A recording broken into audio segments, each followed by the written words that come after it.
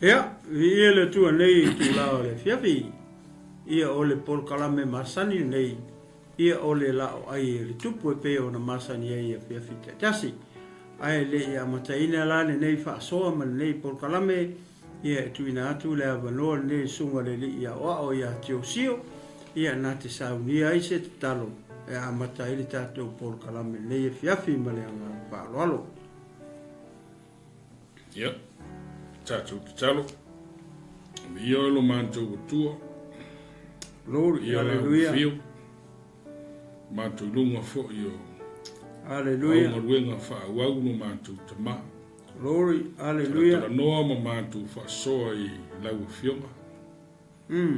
Mauailo mātou malamroanga mai lau fio.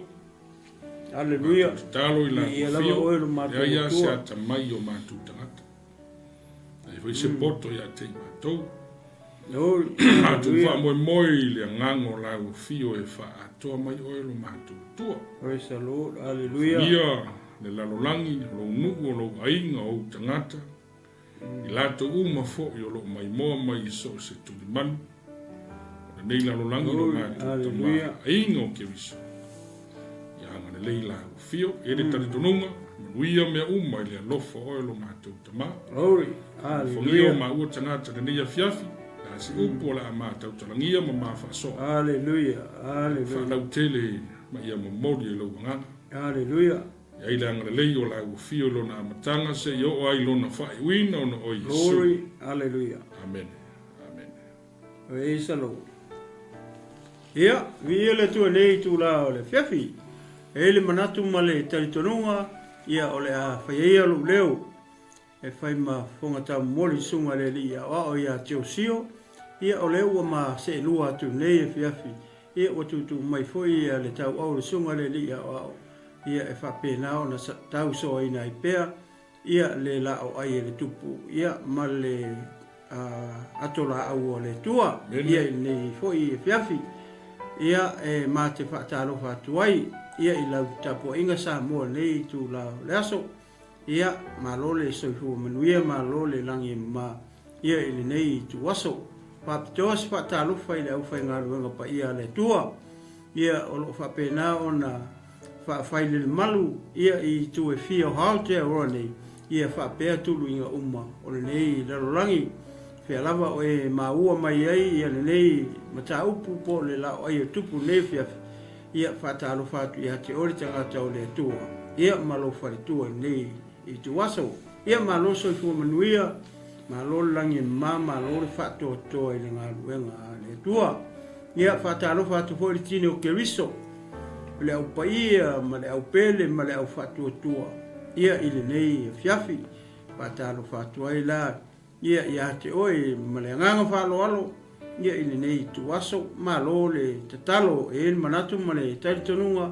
O lau tatalo. Ia lea o lo maua i pea le malosi. Ia e whapena o na o mai e foi. Ia e whatino nei au nanga. Ia i aso o taitasi. Ia whatalo whatu foi i wo ma paanga. Ia Global Kingdom TV channel. Ia mainga mai lato umaro whapena o na fie pea. Ia e lango ina pea le nei ala leo ma le nei polkalame ma le nei ala ata.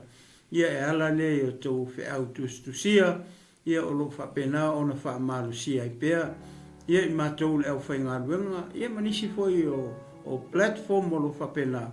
Ia o na fola tu aile tala lei o le malo le tua. Ia i tutono maota malawa.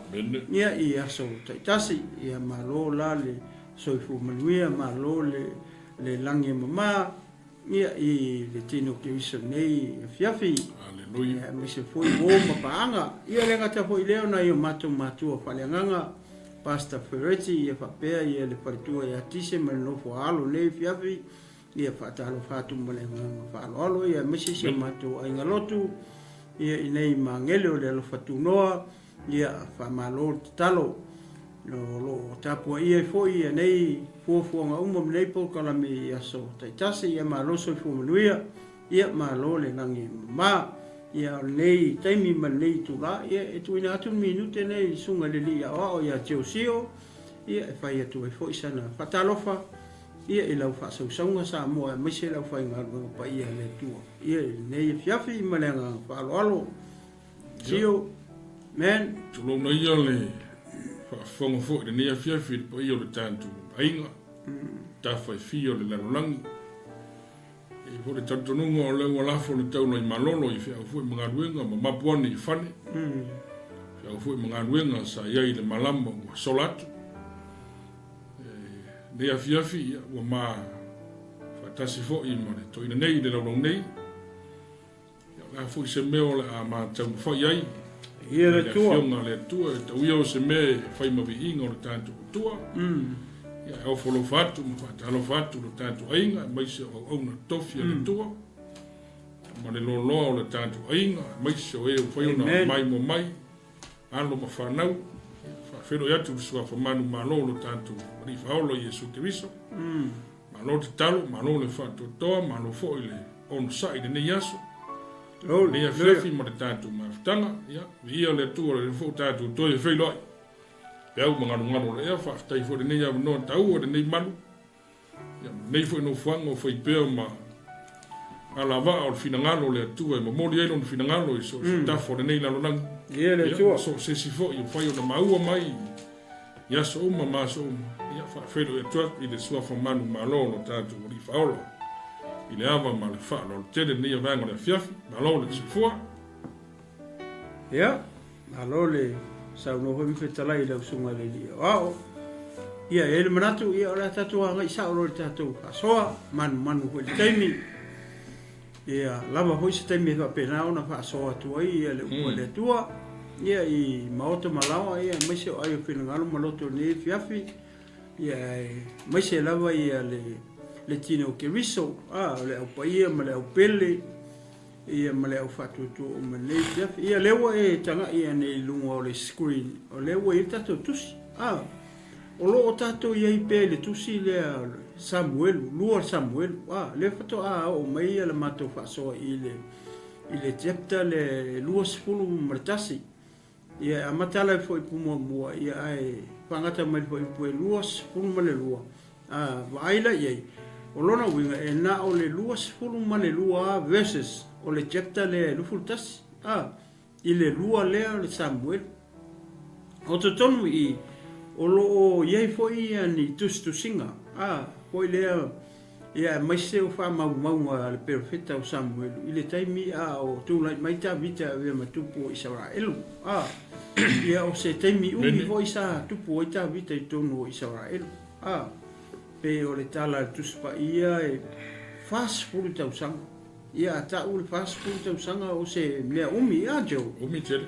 Umi ke le fast food tau sanga. Ki kilo fai la manatua o tā vita o le kupu longa lua le o Israelu. Talu mai ina ua whatu le mea tau o le malo o Israelu. Na tupu ai le tangata mua lona I ngō saulo. Mai le tribe o Peniamina. O le kupu longa lua la. Lea la ua tupu ai le tangata le ngō ia tā vita. Lea la ie le tusi le mātou te whaasoa tua I pēr. Papo ai voi la ie o le tupu longa lua lea. O le umi na tupu ai ia saulo ia Israel e fast food hoi tau sanga. Kako wawa ai la ia o se taimi umi tele. O tangata ia o saulo ma tawita ese tribe o mai ai. O saulo e sauma le tribe o Peniamina o tawita e sauma le tribe o Yuka. E ke lese pesili ia. Ese wanga whai o meka mai? Ia, a tato nofo la ma mawhawhawhelele pea wawa ai le whasolonga mo le meo le ai ngā tupu. Pe o le tūlanga whelele a umaku ia le kamare sa kupu. Ia se ia le kari. Ia, i whapenale a lunga le. Lua lula kari oso ai le whaiawa. Ia, masalo. Ka ilo e kere kause malo le whapena. Ia, ai wawa ai voi la ie. O si li voi le no ta mafofo ai sea le me wala infa pe. Saua mai le tribe le Peniamina ai ke o sau kupulonga o so ese. So sa kaunga sau ia le. Fa wau pe ia o so mai pe ia Peniamina le kupu. Sa kauanga so solo pe i le tribe le Benjamin. Sa ile ainga la saulu ai le tribe le Benjamin. Ai ole mali ho le te le foi se me ole tatou te faitau ma o ina mai o lalo le mele ka o Jerusalem por Southern Kingdom ngale lua mele ta o Jerusalem mele ko kofi le ku ho mai tu ai lona i ngoa fa wa ke le suia o Jerusalem mai o le filia le tu ho mai ku ai lona su fa wa le langa promise ai le tu ai ile ya Abraham ma la fa lau va ai la le mali ho le o tala o uma mai le tangata mai o le tribe le Benjamin ale o so mai le kupulonga o le o so mai le tribe o Utah ai ele mafu anga o renga kupul mele wala na tupu le mele ona mafu mai ai o le me ho le na mai le lu sente Moses spai no o sesinu na ola ito ina sfululua ai ke ua fo i merko sfululua nga ese kala le ko se fulu ese tala le to lua o le to lua la le leo mai le tribe po Benjamin ma le tribe po Utah o la ua la le nga fai le mele ka o Jerusalem o le ko se fulu ele ngofo ai se langa o la ko nga la ko mai ia upu hoi le fa vai ele nu pa mai ko ai ka oka pengi sau ai tangata ai ka lai ka ko pe ka ko ngise o tala ia le tosfulu le tosfulu la le inga wo le keminga spiliki ele ku le malo ko sfulu la le nga ave le ko lunga me ka Northern Kingdom o le la ko la mua la o Samaria o le to alua le nga ese ala kani foi me ka ko wo ye ka ko wo ye fo fai mo ka ko fo inga mai le tua mo ka ko pa wala i o le to alua nenga fai mo la ua la lo me le ka o Southern Kingdom me le ka o Jerusalem ngar ko lua le ese ala ka lua na le na o ma le to ato ole ngola ole tangata o Yosua makalepo kalepo sa le tribe po yuka au Yosua sa le tribe le o Benjamin ia pele waka wa vaku se background po le tamu moli mai tupu ia ai i le mele wo ia le ala ua oti saulo wa umal fast food tau sanga le ngauki le ala ua tu lai mai loa ia ta vita i lona taimi o le tupu lona lua le ala ua ma o mai i le mata upu le lua sfunu maritas la le mea le tupu ai le kasi se mea le na tupu le ngofo inga fo ia ka vita ia i longa kaimi iyo kai ko ki aku kusa mele nga kupu i ma mea nga kupu i ngofo inga kupu mua iyo pa wasi ese senga ho le o ta vita fa longo i le kua e usika i ka vika i le tua ava kere ka mai iyo fesiri ka vika i le tua pa ise me manga o ai o saulo ele pe le fa penga ia le oranga nga kupu mangkua le walang fa pe ona o fa ia to i le tua e alu fa mo kia maleka pe o inga la nga mistake nga le fai io le si nga mistake nga fai ngofo mo si ka uranga si meu basta pe yo ta vita so se mea e fesidi ele ia ta vita fai se ngaluenga po se balawina po se au mua fesidi ta vita mua fesidi ta vita po la se me pe fitawi pe le fita o tangata foi le fie fesidi lona tu po la me fai kai pe foi la me le kupui ile kana le la ka o ye ai se yo ta au mai se ngai me yung kupui mata ngai me le fesidi ka vika pe fa ka ko riske mi foi me ka ki le fesidi po ele nga o tata o tangata vai foi lá na ia tainga e que le ambeng fale con o ka vika ele fa mano io fa pe foi le o ka vika o atoto le e mo ke le foi o me le fale con o ia ta vika ia le tai pe o la me le nga fai ile ava uria ia ma uria Tai pe o le mele nga kupu I langa whangau le lo ar ko inga mele kupu I langa whangau ai le I E o sore me. Io, ele I whapea kuar ko inga soli. Ua whai ngā me makanga, ai longo ko ke lo ko or whangau kupu. O or kupu ai ko mai whai ngā me kauranga I ngar kupu. Ia, hoi lane. E kawale ai au ko mea ngai whai. Ai pei whoringa mai whoi le sa kuai a tāle ko inga. Ai ngā mea uma. Ka o longa lokola. Io. Paula ngā me... Le lokola ko inga e le... Ka alo asisi de lokola ko inga. Ia. O le mata upula e luas fulu. Wa le wala ta o le mata upu e luas ukas. O le mele nga kupu I le mata upu e luas fulu. I le kaimi nga ua koe fo I ka vika I o Yerusalema nga uoki nga o ronga kari o Absalom. Le la nga laku ai oso erkaka ngo ia sipa oso ange fai ia ka vika. O le mea nga le kupu I le mta upu le luas fulu. Le la uto e fo I le titi e. O nga le maa ngai o le mea nga. E kau e mwhainga connect mai lalo I le mata upu le la kau o I kau asio. Ngā luifo le le tangata e ngoi asi pa rifo fai le kupu. Ea, o le tangata la nga, le nga kuri mai e a foi e nefi o sa ole o ka vika e o mai e pu ea. Le tangata le, kaka ngoi asi pa. Ai sau mai foi le le, tuai leo pengi a minga. Pe o leo o le faulinga mai foi le la ia le manatu o tangata peni a mina. Foi le ia saulo molona ainga il mele ka o kupu. Ale pe o ai metangata. Pe o ese le tuai leo o la mele kupu longa lua le. Pe o le alanga le nga saulo tangata le pai mai nga. Ele se mako kupu ia. Ia ka vika le le tali o yese. Ese foi ni mela e. Ioi. Pi fa pena winga o tangata peni a mina I le mele. A le ala boto o ia ta vita Yerusalem. Nga oki nga o longa kali le kuri besioki. Le ala nga fa ia kulola I o ka vika I fa nga o longa kofi. Tangata I ngoi a Yoapo. Le ima Asaelu. O mai o e kuri le au mai. Pu e mai le au mai. O nga upu I o fai le kupu. O le mari he na kuringa le. Kuri mai o mai lo I le ule ka o pela. Pata raka le ngore. Le wo o mai kuringa. O le ngula e no fo ono le ngu. Le ala o sau le ula le. Sau a sola I kongore ai. Ua lafi ai. A manatua o le ai ngo fo olo o le. A makua o le kuri mai. O le kuri mai e whanau ngā le tua whine o tā vita e whia mawako le ula le o sipa. Kaka whare ko ngunga. Ewe.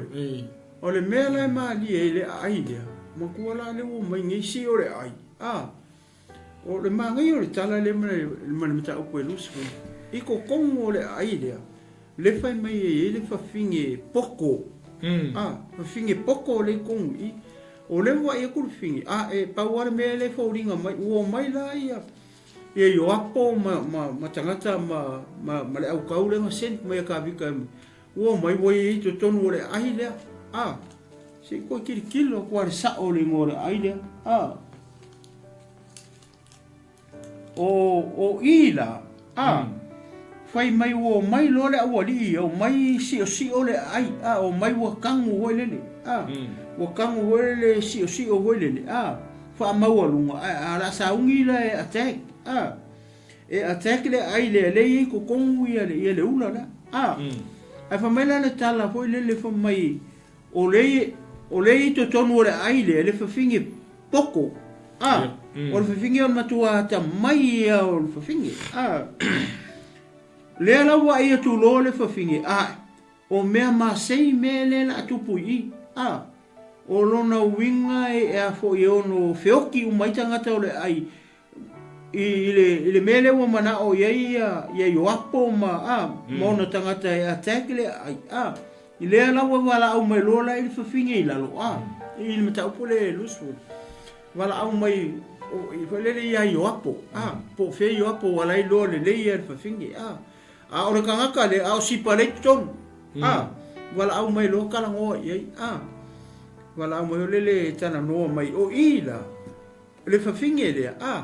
ele poko o fafinge o fafinge na le nga faia le ai kia nga len ko fo yo apo nga le ata kinga yo apo le ai le o ngo fafinge poko le malanga menga fai manku le after wali ya sipa o sipa no tu tonu le ai le wo aku ia la wali ia ko la wo loka ai o le sawa tu lai tu tonu le ala fa mai wa kuro kangu ia pengi maunga ngai si o le ai o le ala saungi le wali ia attack le ai ia mo mai la le kakare ngo ya sipa le ton wa ile le tonga fiki ma ngai le finge le ngafai ke le lopo la ele fa makala me le kusi pa ora me ta me o finge poko ia o la me ngafai le ka mai mai ke ia yo apo malanga au kau a kongi mai fa fo le ulu le Yo, ora sa uloi. Makau kia. Iyo, o ke ia le ko. Le mama ai ko kongi mai la le ulo sipa. Makau kia o. Iyo. Kongi mai finge le la le ulo sipa i la ia yo apo. E pe ma fa pe. E fa pe yo apo. Ia la le ulo le sa ke. Kongi mai le ulo nga le ulo. Iyo.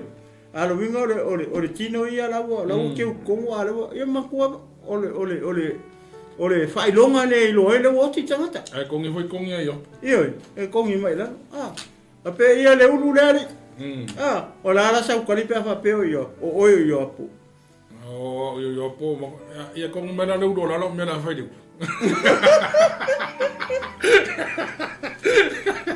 e por me ko kongi como é fia ni le wo a fa pe la o fingi ia le la usalo mare ulu o kikino mai la le olo o fe yo apori ko so wa e fia mka kia nga kai mi mai ki le manko o finge langa o finge poto i do pok iyo le o usalo mare ulu uro nge fia le o usalo wala mai la lo Mike ni le ulu le o fe la ni fia una vai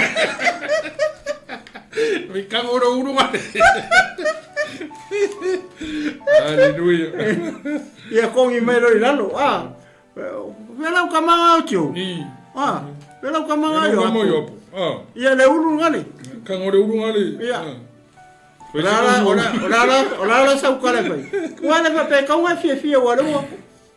Le wo kongi mai le ulu. E ke fia la ia o mako o Singapore. Ora sa ukale mai ia. E mako yo le fia. Isia. Era ko yo le fia.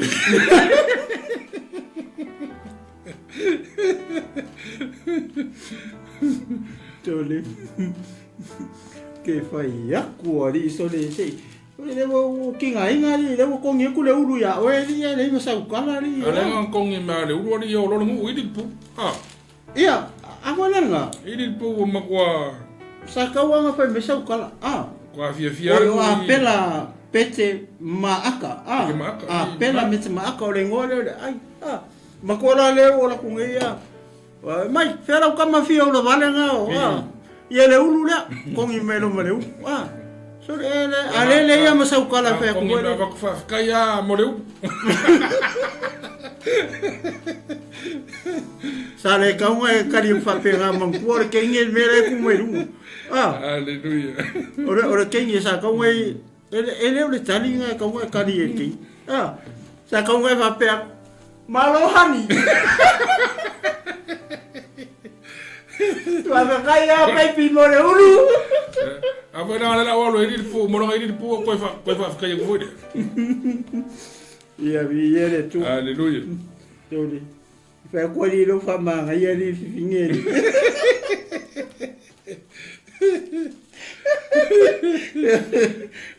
le ko li se lo mama lo sa o lo la ulu ori ke fi fa ko lo fingeli ta ka wa ka li va le fi ka kier poco de finge sa ta kier poco de ele fioki ele ngata nga le wo la uma ka ri kongole ore ai kongole me le wa ga kongi me lo le ulu ko fo ilo ia yo apo ma le wo ki lo ko pe se ki lo le maka po nga po le ulu sa nga po se ulu po sa le ulu po po sa le po le kongi mo wa vai fa le po se po se ulga ka po se ulu se mai le nguro Vai sa opo sa ore ulu kongi mai ke wa ka ko se ai. Ara fa mai singa, ora nga kongwa e no fia le kinga do. Ke wa mau ni le pu. Mau ni le pu mo ngu wa le ese le ulu le.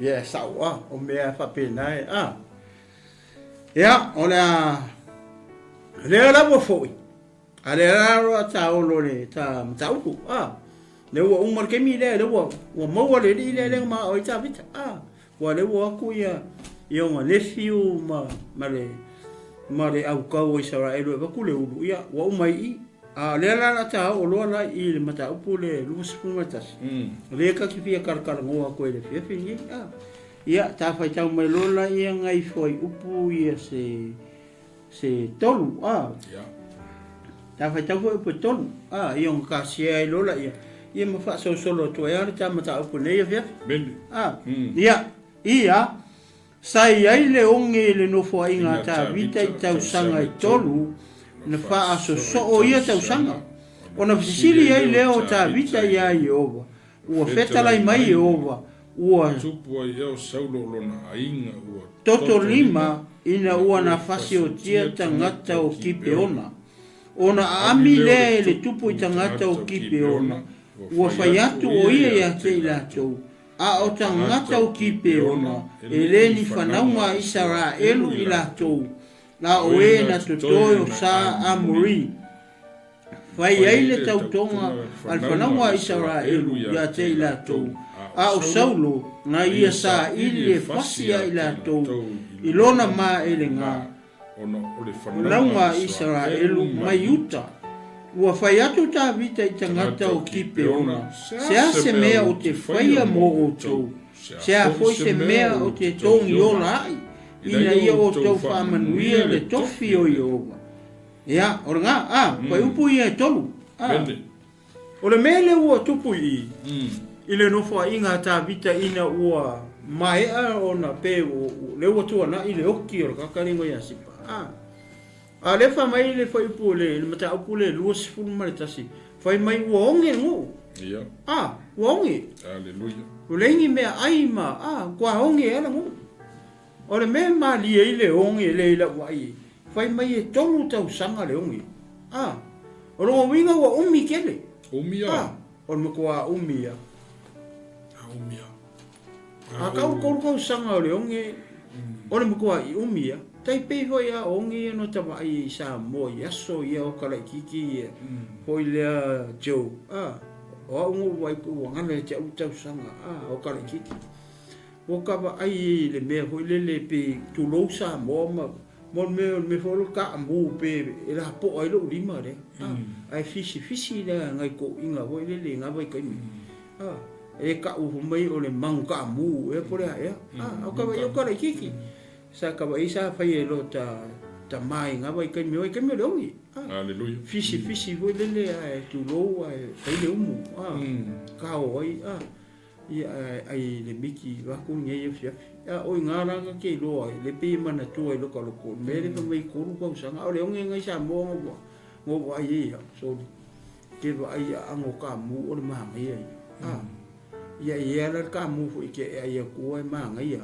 ai fu la ka mu ke ia ku fa ku ai o ka mu ai ko ai me fu ka inga vai kai I le onge le te o ia to I la ngor me le onge le fam tala mai le fiong pa ia le tu ai ma ka ukia e ma ka ukia le I pe o nga onge ka pe le onge le o tele onge I fam tala mai I to no le fiong pa ia le tu ia kai pe le onge le ke pa lo so ye I tono le fionga pa ia le tu nga onge me foi nga alu oi apele amo u ia I kupito nga onge alu ia se ia ona fa so solo ko ilunga inga malanga fanga ele mea na vale o le onge o le si onge maka ukia le tono ia le fionga pa ia le tu le taimi o perfecta o Isaia le fa menga ai kungu e fa finge ia le kamaris ai o kele o le ongi pe va ia maka ukia o me le o le ongi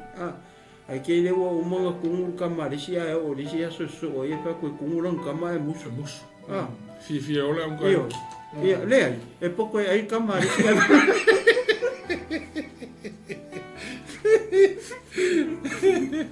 ko le anga sa fi ai papa kiu kamarisi ai vale papa kiu kam ma ka kiu mo le ongi ia tana masani ga u ka ku fa lo so ye le kung le fi ko ia le o so ko no fina ngalo to ina de melo le anga mo gola ia amen o gola mo le melo le ili ngati o le fa fonga le tu ko am ka kia ai le io ola se on ne fa per le pedo me le fa met ku spo ye de tau tau sa ngo sa mo ya la no ne o le o ngaru ai o sa mo pe yo la ye le fa mri nga le tu i la wede na wede le mar sami mal vau ma so se me ai sa lo to ya la tu ai wo vai vi pina eta o de na tai mi ona o le tau amata mai ngai nai tu a fo yo ta tu ai mai de asa inga fa va no le o mai umar nga me o le kau amaka mai fa le si mori fang si ga mori ku si ga suru au lama si ga uru mafu ma si ga miki ngai me fa pe nga sa alu la sanga mai ngai makua mangai kua ngau o ai fa manguia yo le le onge le ta ui ko ka usanga le nga fesiti ta vita ide amen e pe ko ya ta to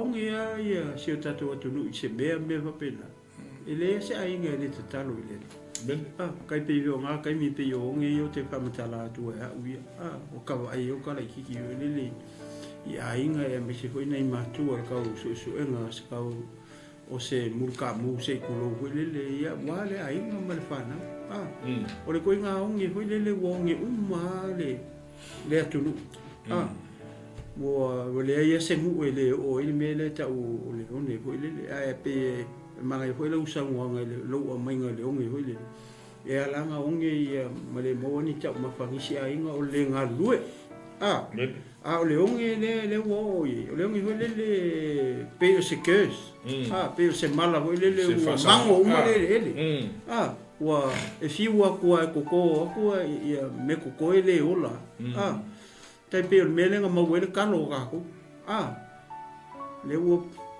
sui mai ia ko nga kalo le lo po ai ko nga kalo le wo i wa le lo le talo ko le ka ko Oi merkalong au sa wal kalong alu ya masalo le usa we merkalong alu ke mingi fa tu le kalo le saka ko wola e mangai ya o le talo pa e o le kalong ni we kai pe o kalonga sa fi ita to ngava ke mi ele ko mo ke minga ngai le kalo ko nga kalonga le wa mai fiki le puke mu o le kalo sama ya o le kalo sa kalo mangu wala nga wal fai mo manga wai kiri mo manga sawa oi lau mai aka loro kama kiri fai mo manga oi kanu ai ola sa e va nga gol ya sa fai mo manga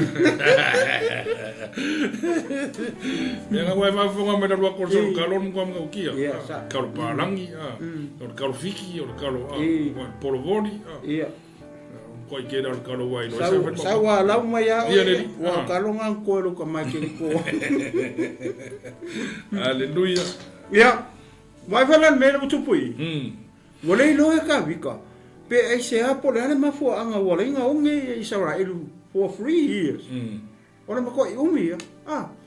O I kasi le me ka ke lo ai. Foi le me ka o le kupu le. Malana tai tai inga. Le ma fo. Io.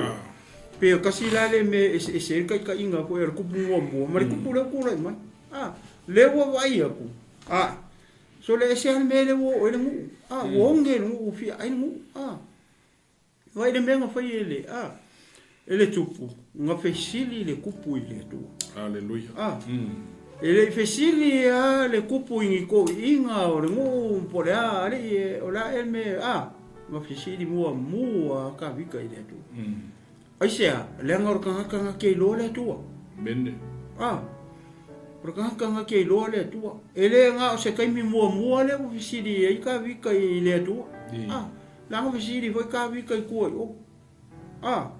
ele kai mi nga sa wo le i le ai le o se ke le ka nga va ko e filiskia le kupu kata mo ia maronga inga ngo sola mai o ia sau ia saunga foi mai le ole manga o ia filiskia la ke ore kau manga filiskia o ngara ko ka mo sabu ai saunga I ko foi mai I mele o se keleka ole ele por favor le fo ia ko kupu kata mai e saunga le ai uma wa ave uma ngava manga fa nga uma le mu e sa po le o ta vita visini le ku o ke halu kuri doare ta mai le ku te o le taimi o lo e ka vika o ki saulo visini vo le tu o ke ko fo e lo o ke ko fo e Israel e fa mai le tu ko visini ka vika o fe le mu o Israel o ke halu ia ka o mai fo e le ku o halu lo ia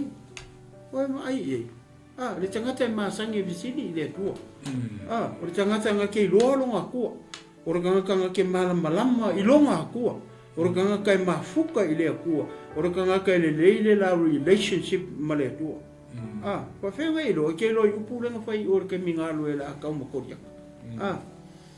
o le aso ringei e loa ai e le larolangi uma o le iai le tua ia Israel o saulo makanga Israel uma mauso o ta vita le ko kongo le au kau Israel e lei mase si lau ke lo le ku haleluya pe a ka ko foi upu a ka vika e ke sau ia te au makarika makao ai o ke aluaku ia ke oi I le suafa o le atua o Israel o le tangata nga ke lo le ku e masangi le ku e masangi kalango ma le ku o langa mele fai le po ma le au o le kanga vivi e vivi longa ko I le au a ko ma le po nga ke lo le ku le la o tupu mai le onge le I o fenga alu I ka vika e le fisili a ka vika nga fisili sa o a ka vika I longa ko ai sa langa ke lo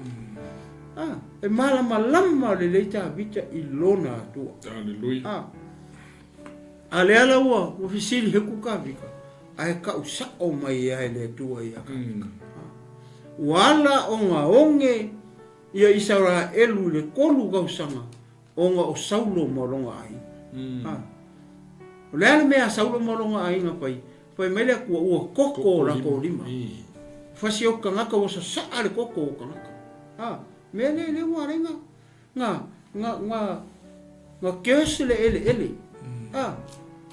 mele le tupu nei le inga ua kai pia le mele nga kupu fa nga ua kam nga wa sa e kaino le koko a pe ile le mele nga ring fa ri kong mele kai pe vola le mele kupu I e fesilia ku ile ku a ka sa o mai le ku o nga saulo molonga ai ua koko la ko li vai ka o mai matangata I nga fai e le mele tangata o kipe ona o ka ngaka o kipe ona o le malie o le mele le fo mai le tu o ka ngaka o kipe ona le siva e nga ngai la lo sio fai mai ele o ni isala elu nga kipe ona ia ele o ni isala elu o ka ngaka ese ngai ka o mai o tangata amori o amori ia ka ngaka sa amori tangata ia le Lenga sa toy mai.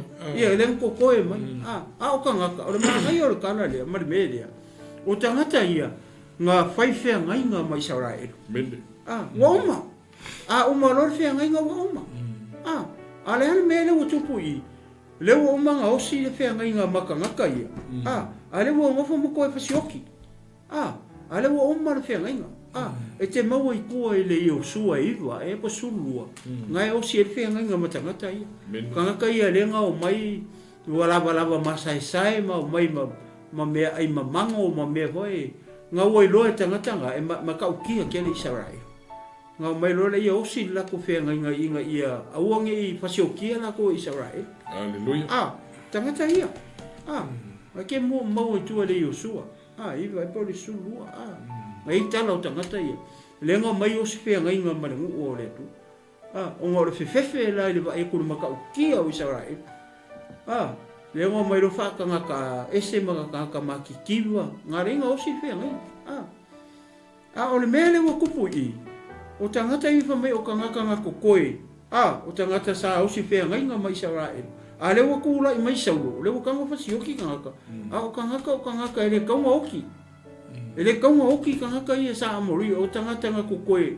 o ila ko I nga wa umanga o si fe ngai nga mai Israel a le wa kula I mai saulo le wa sau fa sioki o le mea ko wala le wa ringa o mai le ongi ai o mai le ongi ai o mai le kaimio o le kaimio ka vika ele yo mai le kaimio le ula le woki o longa fa la vela o le ko kele kan ko longa inga le ola marang fa nga uang fa so le wa mo e tavita le kaimio le ongi le kaimio le stai inga ia lo mai tavita au fitau ton wa le ongi mo no taimi ma fu mai le ongi o le stai inga lu ma ele o ia Kyo. Ai pe tau wa fane le ile afionga po ia le tua ile sa o le tangata na fisiri eta. Wa o tangata fo ile le wa sa we alu e tai ma le taimi wa tupu ile fo o se tangata matua I masani le leifo ia I le fisiri le tua I me fa pe. Pe tau e manino fo ile loto tavita ia le o se kama I ka vika fo ia o kanga fo ia fa no moroko. Ia o le tau I la o tiro fele le iai o le sa o le tangata e fesidi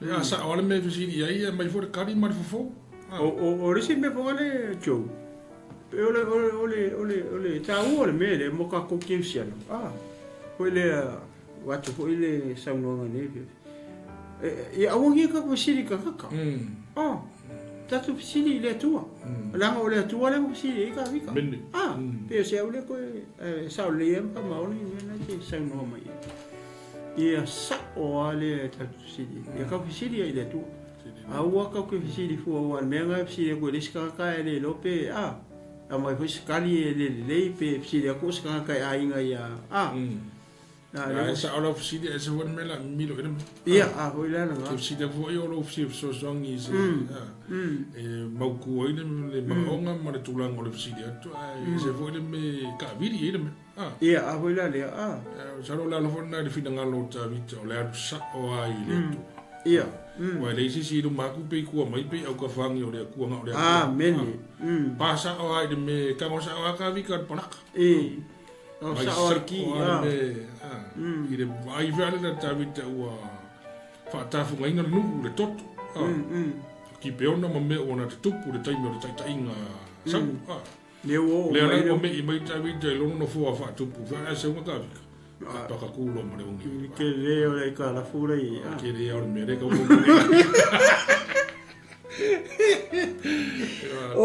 o ka ese lono ma le penka asia le ke le o fa le komune I o ai ke le o le lono le malo le sa ua ka vika sa o lo ile atu ele ai asisi mo le sa o ai le ku ai le ke le ka na fori tio ka go wa visite ku riska ka pe ka ke la ko ka kifa ka ke le suru le ka ki visite ku le se ka fa o sa ka suru mo ia inga le vanga sa ana lu ile atu ia ka ki fa no mo ko ya lo ka suru anu suru ai le ta o tele le fina ngalo ta vita no ta mi fo I pe la fionga le tu sa fisidi ha ta vita ile tu amen ina o fita ya ita vita ma tu langa o le ongi o le no vale ya afika ya ma fu ya I ta to ba nga fa ta ta fo le to to sa Allah fiwa ai manko amu sa o kara le sido mo wow fu ya ile ko sa apa pela e tonu tau sanga pe a fu fa tangata I le se vai le se me ai fa le tonu mo me I le ongera kaukia ko ma kaukia fikala yo ka ko ka fa le winga le wa ai vinga wa ka yo le mon mesa on me le manga onga ka vika o le sa o ai le o le manga o le fisili e tabita o foi le fisili le tua foi le pe ai se a wa onge le mo para long tai umi kele. Umi pe ang ofe ko sanga ola. O lesi ya kamanga ia le mai I ho ile sio ho ile tapaso. Mole manga ia mo le kai o se malo. Bene. Kai o se malo. Kai o se pala pokoponga. Kai o ainga, kai o ngu. Le o ia tai o le kalesia. Mo le leader ho nga le o la ia ko fama mau. Le langa leadership. Wala le wo ingi feki a ko po a feki a ko Israel il momol ile un ele wo le cheme ai ya ba ile kupu nga fesidi kusalo winga ra utala ko ile sio pe o le no tau foi atu foi le ma ngai o momol kai nga ke lo le ku ye o se aka se kai loku pe ki kai le malo o se kai ke lo le tu ma e malama ile tua ma e sila fia ia Yesu ke viso e manguia lo mal a fe vela o e mai mo mai o nga e ke kai se malo o se ekalesia o se ainga o se para pokonga ia ka ko o inga mai le me no wa ia tu le pe o kula nga fa le kongu mai e kalesia po le ainga po ame e ma ngai le fisi sa o ile tu wa ile ma po wa le o le ma fo o tangata nga ke lo le tu ele fisi ai ses manga ku le ko ke le ko ai ke le o li o fa nga o ku fa finge mai ska nga ka sa heti ma kanga kanana ia le wa kamile le wa loyo uma tangata ia Israel ma le kupu mai ia saulo le ko kupu ka vika ilalo ngu ia kanana ilalo pu le kupu Israel ai vai le ufisiri le tu e fisiri ku karisha o mai ale ku haleluya mai le manga ia o karia wa ka ku fisiri ngai sikanga ka tuli kele yo kala pepelo e fai mai mai wala no papenga o le a mai la se a fe ya o so kamo e build up by the mele male account le le ba kunga ngalo wa fe kele ko ba le ma ngai o le mele o fisili le tu le o ka sa o mai le tu le mafu o le fa malingi toto sa ale ko o vai ele mele o le o fa inga le o le ko o la inga me ai se la nga le ele o ele o lo le sala le le fuka i lo i le fuka ali i le me saulo malonga inga le fai le fai ka ki peona o le si fa le si me ke le o le i le mele pa ki kilo yo ka inga pa si o ki e saulo ka ki peona i o ka la ko si fe nga le o manga o le ula le kiringi ese ka kai au ka kai nga o manga se fai fe nga mai Israel pe le singa me ina wa mai de tanga le pe do ni tanga ta Israel au tanga ta o ma no si fe nga mai Israel sana de ko ka wong ka o ka o la o manga fai de na to fe nga mai Israel ya le nga ma kwa sa wa ka ma no so lo iso de ko ale ia masi le se alofa ia masi alofa so se ale me ku ele ka ki pe ona pom ko ide ia masi nga bango ne ku ia ka ba vai fare le tala ia vi ele tu haleluya ma por ke mi ngos fe nga nga ngu mar ke mi le ngo mai o so ma ka la ke mo ku se i so le me ke nga me ngu le ngo mai le ngu ke mi nga le ngo mai tanga tai o fe nga mai sa e mai o so ia ke mi nga ri kai o mai ima mo se pe se kupu kupu mo le nga fasio kia ka kai ma kua o ma o se nga ka ki peona ia no wingo la le umi e makule kupu sauri si kupu o lo winga e ku mau ave fe nga le ave pe fa ave ar fe nga la ngole o mo fa mo mai o ko inga le nga mai e o so ma ngu ka mi nga mai o so ma ngu ma enter ma ele promised land ia o le si ma ia le kupu i le ala o lo e ta ua ala o ngā kupu le onge lea. O ngā kangai kangaka ia. A ke kilo la I, ele ioki uma tangata. Ele mele ngā whasi oki le awari ia kaka ki peo. O le isi kaka ki peo le ona. Ia le lopongi whangau o ko inga ia. Le ua. O kangaka la ia le whamai la whiong pa ia le tua whamai koe a mai la ka vika. O ila le nga koe whai koe la le subsidi a ka vika. Pe sidi roi kaka ki peo ngai. O le a le mea o ke whaia mo oko. Langa le wai loa ka vika. O la le subsidi a ka vika. O la le mea o te whaia mo uto. Ngai e kongu ngā pasa I lunga po lua e po le tolu. Na pasili ule wa mai loa wa umara pasili ka vika I le kua.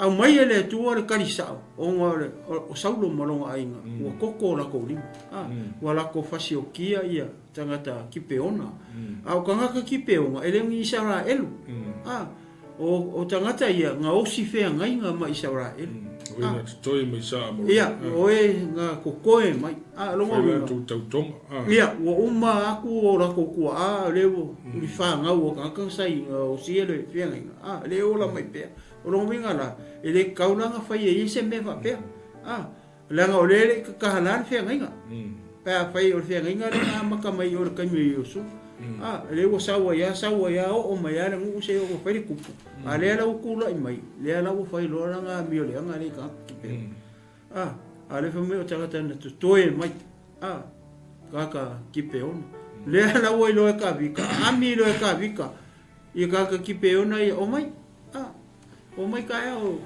pe akali o kai o Iska ko ki ia muska ko ki ma la ku mai kai le o ai vole ngo ko ka vika ke mi pele isko ro ka vika o api kai la mai no ama so le ko ngalo ko ile o ko ro o ko ro ka vika okay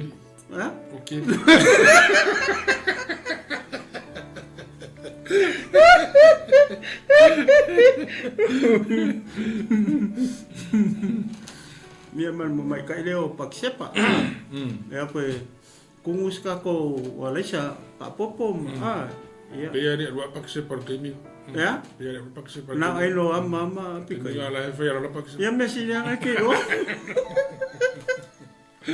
Hallelujah me si ya ke lo fa ku ke mi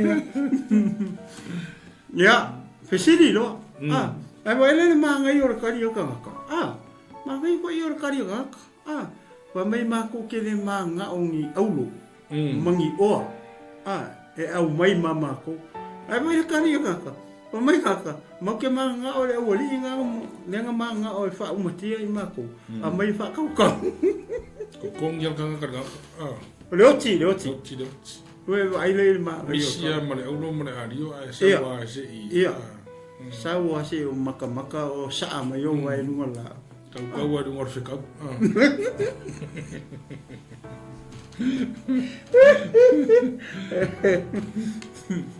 yo la sa o nga mota to le me di ko ai le mele mo kupu I ko ai le ai mo se me ka o se lo ko fa ma o ka ya so I tangata o fe ngai ku ai le ka ra I se me ka o se lo ko fa ma Resi mea ta ua o la fau toina.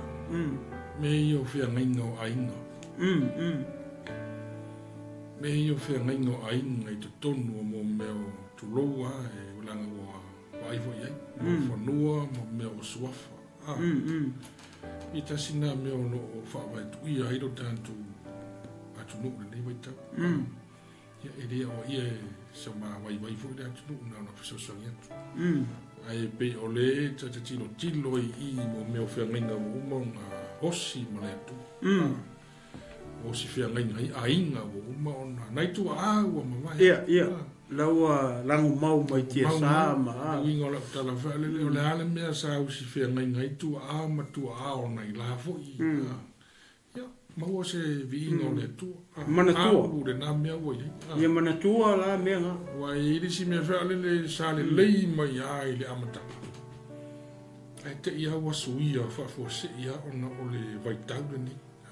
ngalo do le o fia ngai ana sao si fia ngai matu tua ama tua wa wala mau mai ti so ne vai tu no foi wa ngai luma nai fa na u foi si ai o solo lita o solo lita ave ese mala ele ave ese ma fanua ave ese mai matai ave ese uma ai a uma no si fia ngai ngama nei foi pe atu mai le soifuanga le tatu te ora soifua ai le sila le tua i pe o mele le ta ua le tala le ya ta me na wala na anu le tua anu ya ta le ngo ta vita ya ta mai ke ta e to alo no loto le leino no lima le ta inga ole no to el to alo no loto le to si dia ta vita le tua ale mai le tala foi mai wa mala ia le le wong le le toto ia wa fasi e toi manai tangata ia wa fa umatia i manai tangata sao si fe nga mai sarai wa fa ina fu no le taita ina ia le pi wo mai ta vita i tulanga le ai lana fo ia no fo lona taimi sao mai ta vita wa fe tau ia i man tau tia le wo ia i long tau sa pi fa pena se na ngona fa le me ia le tupu ne ia tato wa le ona no fa le fioma le tu tau alanga pe pe o le foto a tatu tau tau fa matala fa ia kuspo ia ia no popo ia wa le nga mafu ko le fioma pa ia le tu le ata tau te sa idia ia le manaki ia le fioma le Nino foi le me tatou te o tatou te fesidi o fesidi le tua po le ane foi a foi ni me tupu ia me o ferri si to fesidi ai le tu ti to tanga ifo to tanga yane se fesidi ane fesidi ia ma fesidi le tua mai ese family no ia ma mawone mele o le loto maura amen mawone no wa a o mele o le moi ba ve yo sa wo moi kako kire wa ma vi me ngi me ngi la wile ele ngi fongua ngi me kako si fe ngai mare ku mai kako ke fa nga i de soi fu ngare ni a o mai no le mo ingi ya alwa o i le langi sa le pese ki ma pule o le tu ma ni vo yo na fa tu ya se pule o le tu ya ma si mo foi e tau fiore fina ngano le tu mai upo le tunu le mai tongi fa to ia le u e fanga de vani monimo e le foi ona tinei pula le tu e dona fina ngano e fa pena se la ngona fa le tau o le momori menga e ta vita i lona fo ia vai ta o le sa ilia i le tu sa ilia i le tu fa le fesidi i le tu i meo fesidi se fa nemo fasili se fasina manga fasili se taita inga le lei so soani fasili se soani le lei fasili se manatu le lei fasili ai se me mai sawa ngata lo maleta ili to ya se mingo se fa vai lua o se mafufau pi to ye se tau mafufau po sa o so laku i ai so sa ia pai mana ai fasili sawa ile tu le tu a foi merita amen a fitala yala le tua wa tato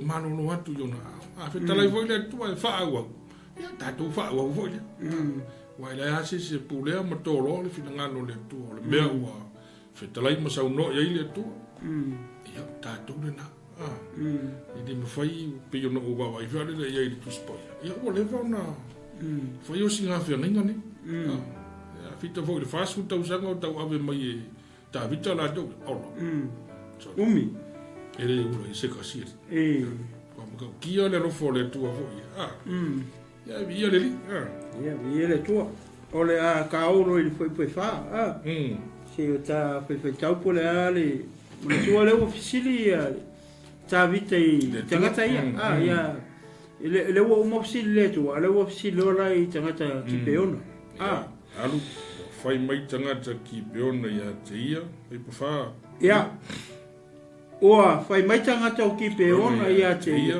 e te le au maia ma mātou a rio po auro mai a sauro malona a inga e te fasio tia koi te tangata o Israelu ono i mātou o whai atu o ia o le mea tau te whai mai ai o te whai a lava lea mo o tou ia waila ni mele leo kali mai ia tangata kipe ona fai mai mako ke le manga o se aulo o le a sisi mea mai o le si vai ngor talia tangata mai e le oki foi se tangata Israelu ile aso ngei po le mele ai kasi ale me le after ia kanga ia kipe ona o le after nai kanga o le ingo saulo masaulo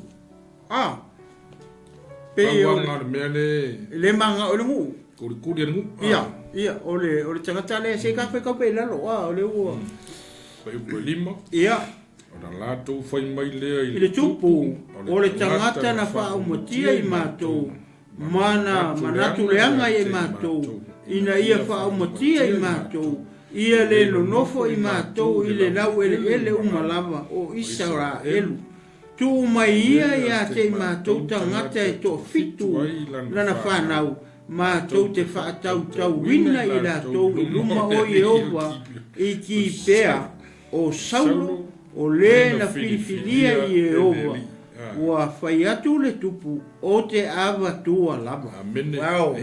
Leo a kui le kupu. Ale maa ngai o le tali e nu. Wha mai o le tangata. Ngai a kau mawhaia. E ave ese na ko mafea male ele o Israelu ia lenga saunga ku ia le sunga li i mele tupu i tonu o ainga fi ngaulo me fapea manga o ku le ese mer fangua ku le ese mer ainga ki nga lo o kausonga ai fai o fi ngau fai fa masingonga inga ia ku le ese ale kasen le tangata amakua kanga ele kanga Israelu haleluya o tangata ki pea o le ale mele ka ofi tangata ki pea i le ka ofi le mele ngara ko le fe ngai ngara ko fai le ka ofi lai lo le kasi le mele o tato falongo ye le tupu je o tato o tonu isamo o fia ka usanga o ngofo riskanga ka ifangua makaukua i makua o makua laku le anko ngo o aku isi kanga ka le kau kua se kanga ka hoi le kau lu ai ale walu manga o ai e fai ase me kuri ese me romu kai penga male me saulo le nga fai au tangata o manga o sfea ngai ngam ke le lopo lo longa fia le o nga kupula kau ke lo le upule fa mai o tangata na te toi o longo winga ele ye kanga lako a makal fe ngai nga penga saingia e fe ngai ngai ka mi mua o longo winga o kanga kai ko kanga kai kupula ngai kua mai tai peila o le mele o mali diu ni sina mata ia nga kongu atio vai fa le upo kanga kai u fa mai de ku makele manga o sisi me haleluya au mai ale o ni ngai ko fiku ona ko nga le nga manga o ai kuri ese mako o ngi o mako ngofo ele Israel au mai ase o mako fa ka ale o ringa vai ye mele le mo ia tio po la so ku nga le ke le fa so ele o mana o tele tangata ia si siame i mai tau vele le fionga le tua pe o le ai mana na mai ale au ri le sa fa ia le mele ia la tu si to e tau ia ile ile tu langa le na la ko foi ia ti la io la ko ku pe ma la ku me tau tia ma tua manino na fionga le tua i tala le me io fionga me o vao ai no vao nu ma vao e karisia me va pena wai le fa be o le tato te soifo ma o le me o le tu puta amen me ai o fianga ma me o ma ona tu mata manga fa le tu ma vai e nai o tato tu sau wai ale wa le vai tu o nai tangata na tu toi mai e fianga i ku anga foi sa ku punga mai ka kai ko me le na tu te fa au ale Ne whengai ma mai sarae. Mai sarae. Lai ma manu ai, ma wha au pea, mai i lātou. Ma lātou vo ia manatu e de toi tu se sea i lātou mai sarae. Ua lewa ke? Ua lewa la lātou whengai. Ia le wo o mai, sorry, wa e se tūranga le wai. Nei rope se awa le na whai whapea ia. Lai o lātou vo ia tangata i le. O ngā mga o kuri e se ma ele kusa maupo kaka i mai o le whangua. Mga o mga o kiri. Ia. Nga o kiri a whana le i o ngā pule a koa i o ngā ere pela o le alanga me whai le. Ia, hoi ala fo. La mo era woki pela o ma pesa nga ere. Ola woki, ale o ngelu. Iyo, ale ala wo sa usta mo kabika. Ia, woki ngai gara ko mo kabika so le ide. Sa opsori. Ai mga i mo si le kua kali le tua le psiri mo. O mai. Ola na meo ki whai mo ko. Ia ale ka usa o mai ngaka. Se isu e mea po whai ko fiku. Isu e mea ko fiku ngā si mako whika ngofi la si waka ka i pe mako le ase. La mo se la kula ngonga i rea me. Ia. O lewa ka mai le whangonga ngu uri ka vika. Ia. Ia o le ala so whingalo. E ave ko fiku le pere ai. Se koe wharifonga mai kua rungu. E moi. Wharifonga mai kua rungu, se i kaurero rungu, po laro kulanga, ko fiku ngā, o karia ngā, o whakaukau. Ok. Ia, ma ia kere lo whingalo le te, o ke loa o se kanga, o se kupu alofa. E pau alo, o lo e vai, no mea kau ka mai ka.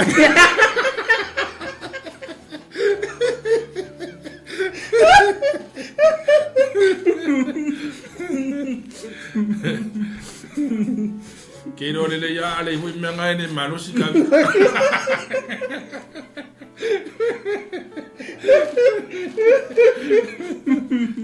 Malo Dave. Ole ma ngai o tala lea.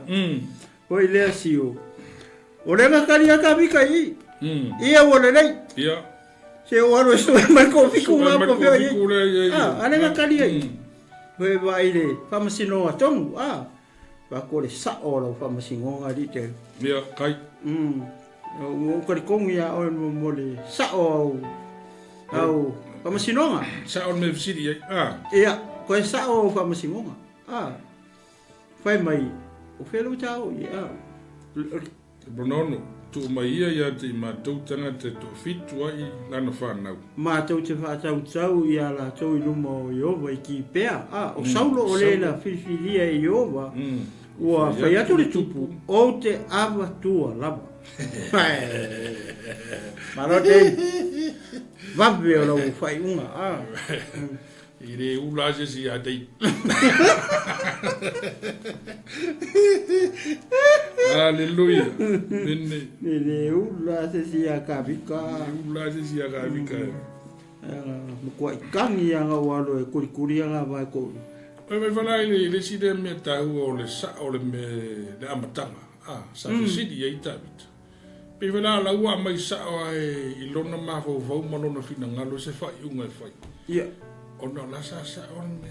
Langa la sa kari mo le kua. Fisidi e i whai e se loto tawita. Pe sa whai e se. Songa poko.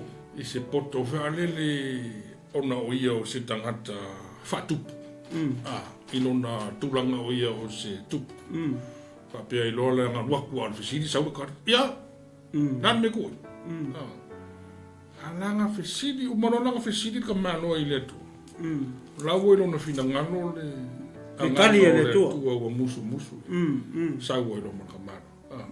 Sau e lona ka mano. E te whaka ngā sa. Le whananga sauta malo ka whisiri ngu. Te lona ka mano. Ale whamere ngu. E au mai le whakaukau. Nganga uma kua o whangonga leo o ka ngaka kipe ona. Ai sau ngoa mai lo. Ia wa lei. O le a ava. Au mai. Waile manga ia o whai unga o whai upula. O te avatu. Wow.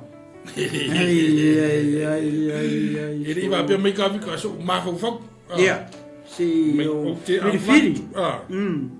O te avatu lava. O winga ava kua.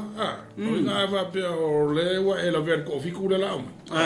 so la wa fe ke minga ye ke ia a foi la le so la wa fa fonga mai la wa fa ko o ke fiu o ke kami ku le mangi e konga ma la ke fa mas ka ia fe ka la ia o ke le karia la ke fa i maka mai ma i fo mai fa le i ko po fa le ma i lo fa ia o lo fa ko ke ana nga o manga o ska i de me nga o sidi fa fera pe o se kengi ai amaya e o ki fo e o ki ala nga o le o ska i de me sa ofisi okay ia o se ai se me ngo se fa sa la pe o lo si la mai fo le o se ka po o se kamai kai au le o le au se me ma ia ke fo do wo ki fa ka po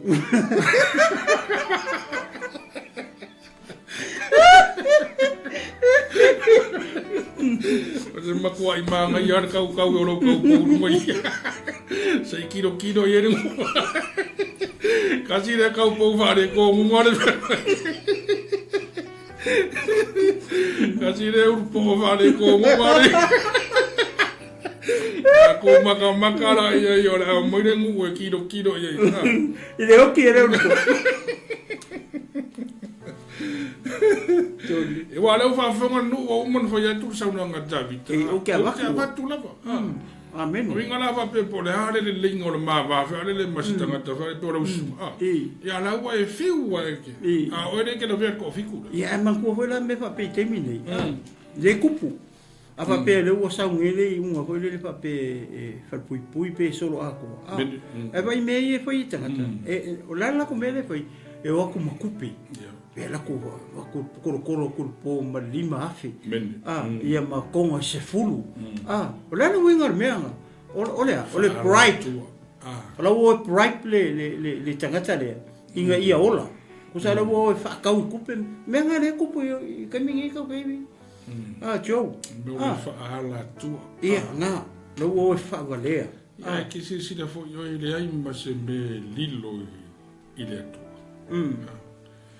o le fesidi la fesidi ta vita i le tu e le ma se me o lilo le sila le tu o le ma fo la ta vita pasa o le le tulanga fo la bio le ta tu te so fonga ni o le tu pe mo ni na so no ia le kupu me va pe o le bright e woni manatu ai ta tu ai ngata i o fo le me ke lu e fa me ngu fa me ki nu i ko sin vu o le mea ke wai foi aku whaara kua whiare. Ngungu whiare. Sau foi si whai mai foi ia. Hoi masiri leo ma lere li.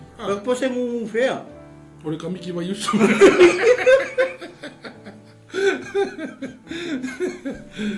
Ai e sa o moni le lo so na ngore tu langa na le ta to te mi nei. Si o ta to tsu. Ia, te kupu. Te le me wa tau na fa manino ma fa mai o le. Ia alanga wa. Whainga tā fo i nei raro langi tato iai. Maro si kupe. O la iai fo fonga o le atua i. I me umba.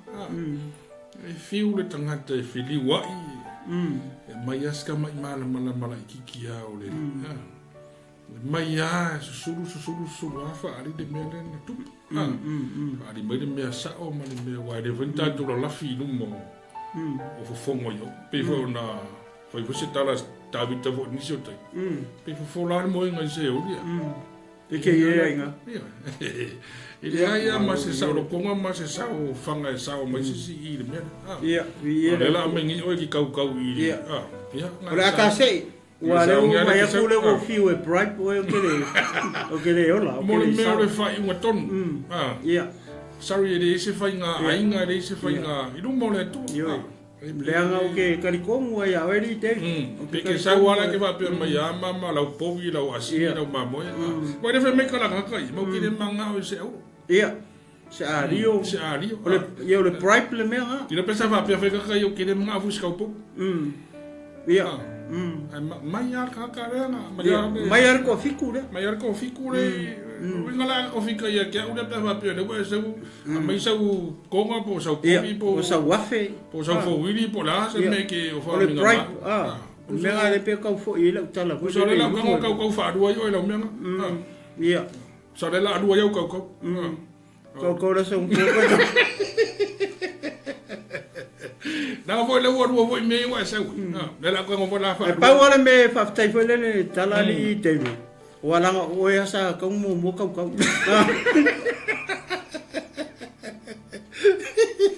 Le ala wa e kaule pua mala fo mai I le ainga sa saulo a o e ka sa mo ka mo ka la ga le nga me foi ya wala la fa ko le me o lo fa sio ka e ko me ko o e ko mu ala nga fo de sa wa lo ile tu wa mo me de sa lo ta vita ile tu ta u ile tu ang sa fa lo ma me ile tu ala nga makuala nga pelo Ia se e kele I ka ua mea I le vama le tua mta vita I aia ma se mea nga lilo anga ule a lakuar ka mele u whaku ka wakua o mea a toa mai o na tana la tali o saulo a ua ave le tupu tama e toa lua a ri sepa le afafine o aia ua ia whanau ia saulo o are moni ma mefi po seta ma tama to lima me kala le fine o saulo na ia tausia ma ati rielu le atali o pasili le maalata ka olo la I o ila le ala e ta oto e to fitu le le ko fiku le manga o le mu ele o le fanga uma ma le ainga uma o saulo fiku fiku le o specific level mai I le ko fiku le fai mai o le o kanga mo le fai mai ua o le memo mo o le ua fa sao e kabika le akali o Yonatana langa wo mankuala e kupur media mango e fa korunga o si fe nga ka vika mai Yonatana ai yo kanga so kingo so koko nga wole ia ma ka wo nga kanga o le akari o so la kari o so la kari o kupu ia o ka vika o ngi fa kur mango ia au ka vika ele kupunga mi se kupu you know o yese lo se kupu o lenga kupunga mai ia ile kupu longa lua I Israel mai le tribe le yuka le wingo la talo ile maftana le mai ona tana wa le wora ma ia langa best friend le se le o le mafka se kwa io ma ifo ina I tu singa no mo ko ifo le wole mo kwa ia langa le tono la fiong pa ia le tua le ma ngai o upu le tono le fiong pa ia le tua fai mai o le alofa o ka vika ia Yonatana fai mai e pei o le alofa o le tane I lana va ai le fai mai la ko fai mai pei o le alofa o le ava o sili aku le alofa o ka vika ngai lo le a fakusukusa le alofa o le kange I le ava po le tane I le fafinge e lalo I ai fakusukusa mai le fio pa ia le tua fa mai ua sili aku I lunga kusara o le lunga ia le ia ka vika mai Yonatana au le lalo ia le tane mal fafinge kuskusinga le fio pa ia le tua fa mai ua sili aku I le alofa o le tane I langa ava o sili aku lo fa ia nga ka ngai lo ava ia nga kongua kango e fa winga fa le ku sa wasi dia ku lo fa ia nga ka ngai do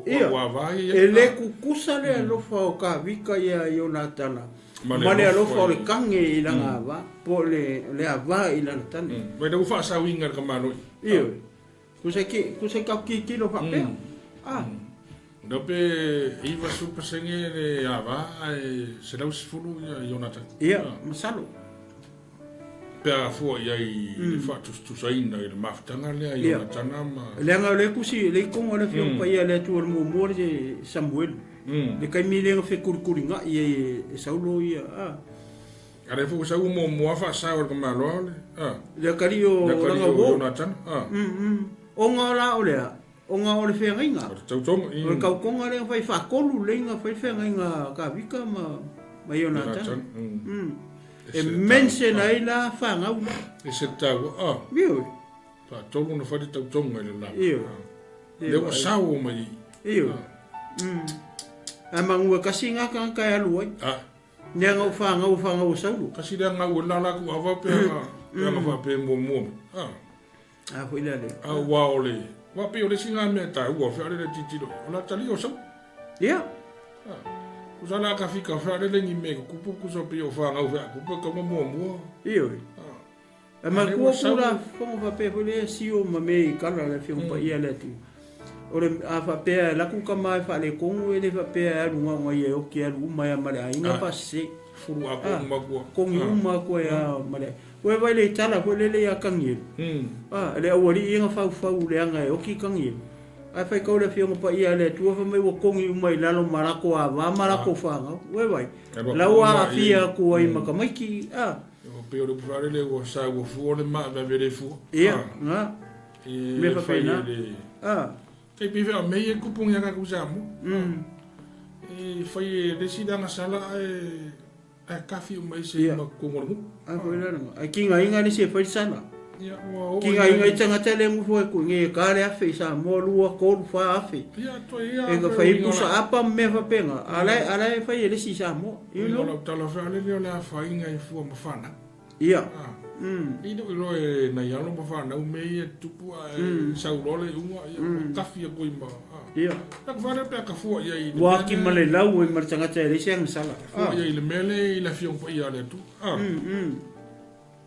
Reve me wa fa sao e tupu le ia na tari o na tana na tari o sau ono le tau tonga na fai le ia te la ua ia tavita atoa mai o na tana la tari o sau amen e mangkua o le fa mele fa mai le atua le kali le atua ma pisili ka vi ka fa mai o saulo malonga a inga o nga ua koko lima o le sila me pe le ka vai ko le kala o nga o le pe pin point mai kangaka ke pe ona kangaka ko fiku o longa winga na pe o kangaka ai ko fiku le manga o kangaka ke pe ona i oki ia fa kau a le se me o le a fia i fola o ke le o le ainga pe a ku se siku bene asio pe a ku se siku o tala mai sa o kangaka ia a mai sa o le nga fa ia le sala mai o ngol ma fu e sa kau io me kongwanga e ora mai fua le si ia ora mai fua o ia ai sa wa e nga piko me luma nga kile nga yang meng sa wala se e ko fo me nga sa wala se e kau i se e fa longo le ki nga le me se ka kirkilo la ingo tangata nanga le mo ko le ka umare ko fiku le foi la mention mai ngo tangata ia to fitu i manga i foi o se skami foi se fsili o ai mai sa wa ia fu ia mai le wa fa sao ona o le tautonga la ia yo wa sa fe ka vika mai ona tana mai a ua ave ele tupu tama e to alua a risepa le afafine o aia na ia whanau ia saulo. O le Maria ia o le mea ia. Le whaka kai roa ku fo ia ia. Ingai ka mai mea ia. Kai ka mai mea saulo ia. Ingai ka mai mea ia ko ia mea. Leila o ke le roa mea ko mea nga o ele o ke roa ko mai mea. Ai misi a ko se mea o e roa e ke. Maro saulo. Ya ko saulo fo ro kavi. Ole na linga le kara le. O i le foka ko roi. Sole e ke le alfa pusa lo ku. So ya o me yo ku pu. Wala ki no ku pu ke le va. Le yo ero. E ke le yo ye. Anga e o ki le anga. Ale foka ka i roi fo ni inga ka mai me ia. I do vai kai mi le. Vai vai le vai mai. A ua ave le tupu tama e toa lua a risepa. Le afafine o aia. Le afafine o aia. Na ia whanau ia nga. Kabika. Kusi lalo ingoa ia whaefesidi. La uma. La uma kua i. Kama mauna. La uma kua i lau palake. O uma lafo ia fiu. La ua ave iau palake na kui whamamaua. Na ia whanau ia saulo. Ue vai. E ko lua. E ko rua whanga o saulo e whawhingere ngo ia risepa. Whamon mori a whaio e whalongo longo mai. Waia. Aua ni whai ngongi o ko whanga o ngoi. Men. Ngoi e ringi ngoi rei. Ke le ngo manga ia ngai kongo le fiong pa ia. Aleluia. Whai ngoi o tō walo. o le afafinge la o ko inga le ngo ia le ko rua langa whangau ia mea o wingo whangau o po ia mai me muki ia ngai mea whakorokoro al ko inga i kua pongisa whamai na ia whanau ia saulo whamai lola i whai o are moni o are moni ma mefi po seta ma tama e to o lima a me kala le afafine o kirikilo la ia ingoia o ingoia ko rua o le whangau o le kangaka le ingoia risepa vai e foi lang kama ingoia mefi po seta o le alu o ingoia alu le ainga e ma io e ko ngame askoi era po fa kurtenge wa ke longa e longa ngofo le pos para ke pos kenge furuipu po meu ainga kupu a foi la nga kupu ai e sabe o ko ngai ele pisaises so e ma sangue ke la o ko nga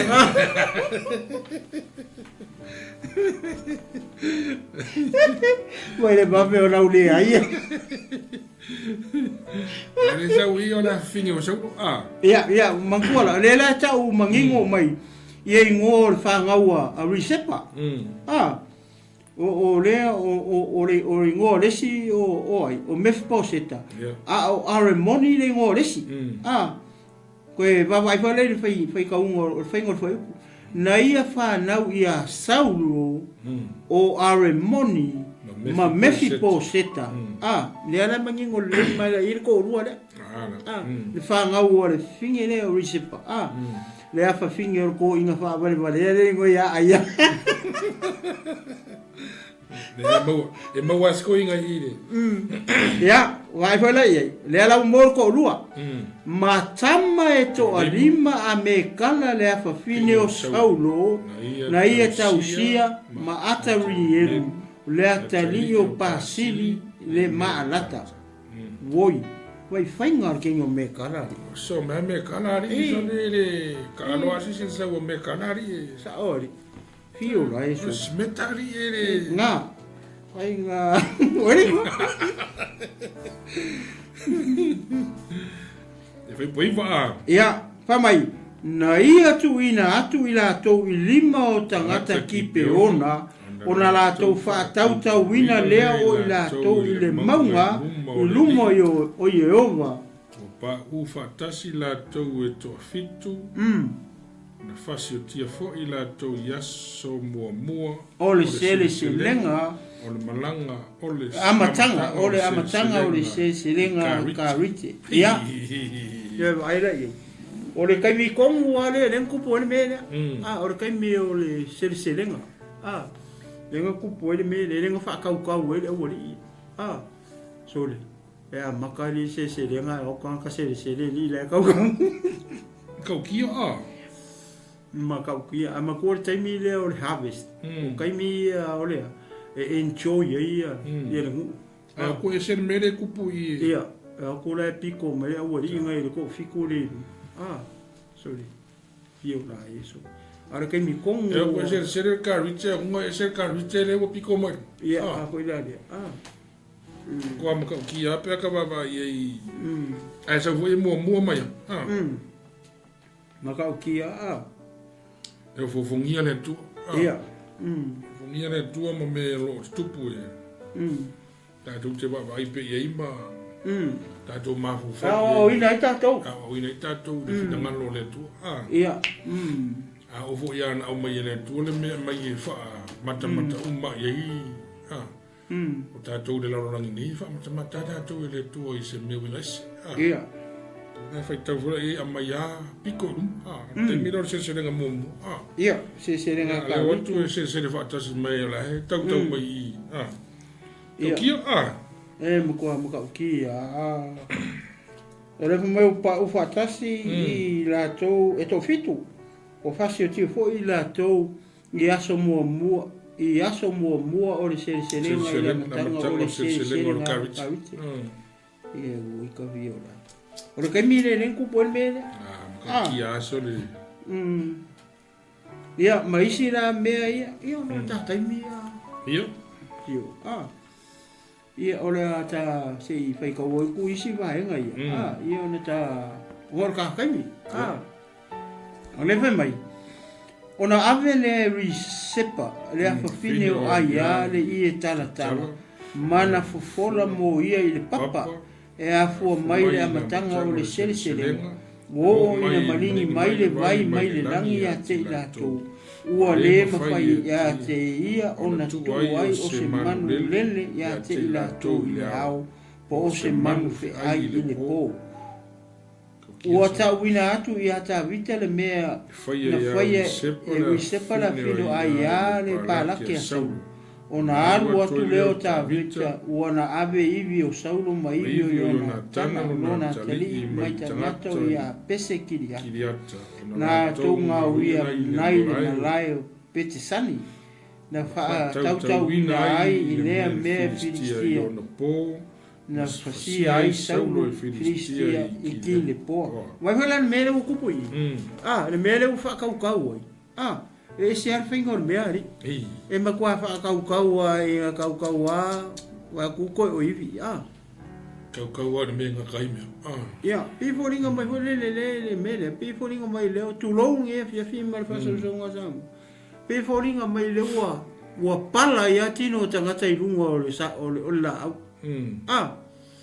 le mele fa mai wala kur fa fingi le fa fingi makua ko rua ranga o mefi po seta ma are nenga ta ua lingua ya fine o ia o mefi po seta ma are moni o ngo ia fa nga ua fingi le wise le tama le fingi ko inga le ngo ia aia le fa nga ia sa fa mai le ua la ku fo fola le ia i lungo papa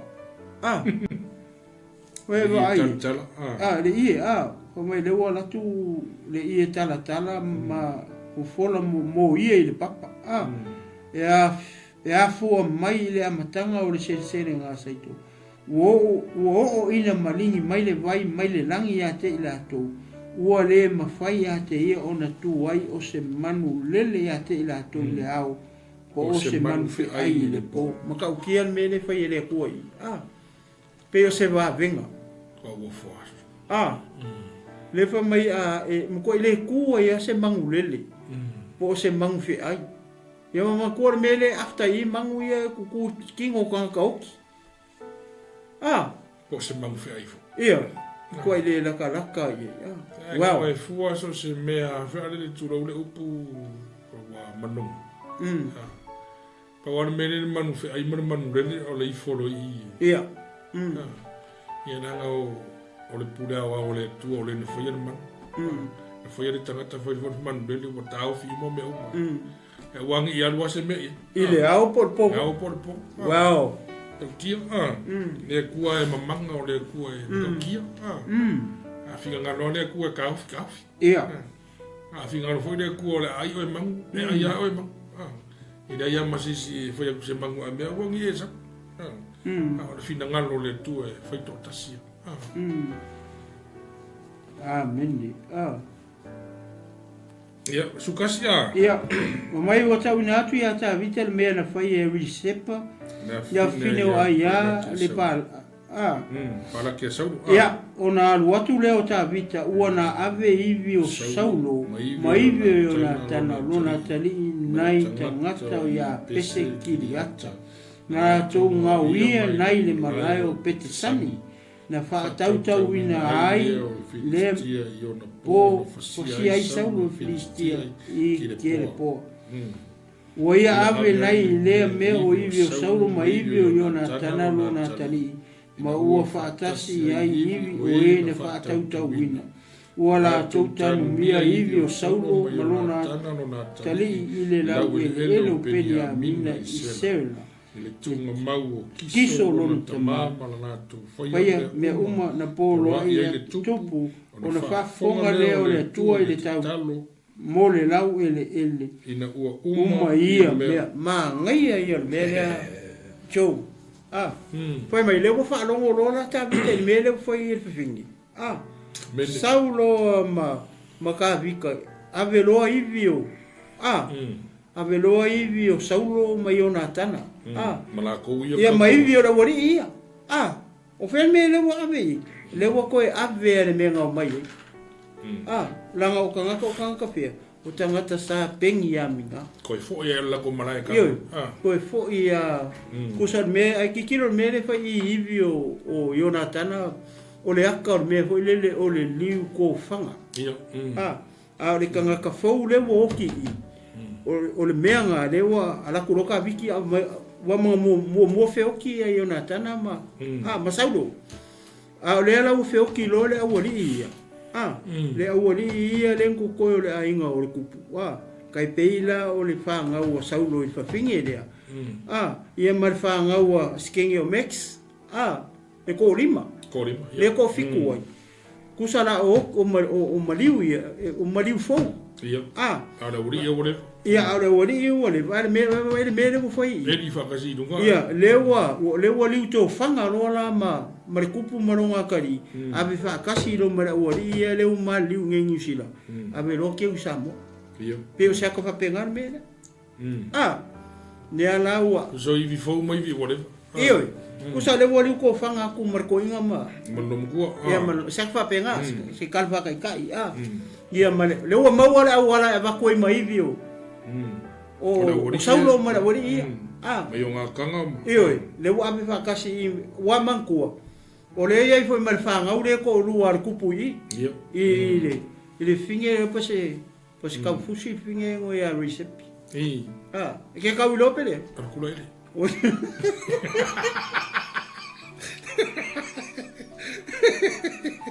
sole ke masangi mo sole ke ki o mapiko fa ya kwa e kali mai o so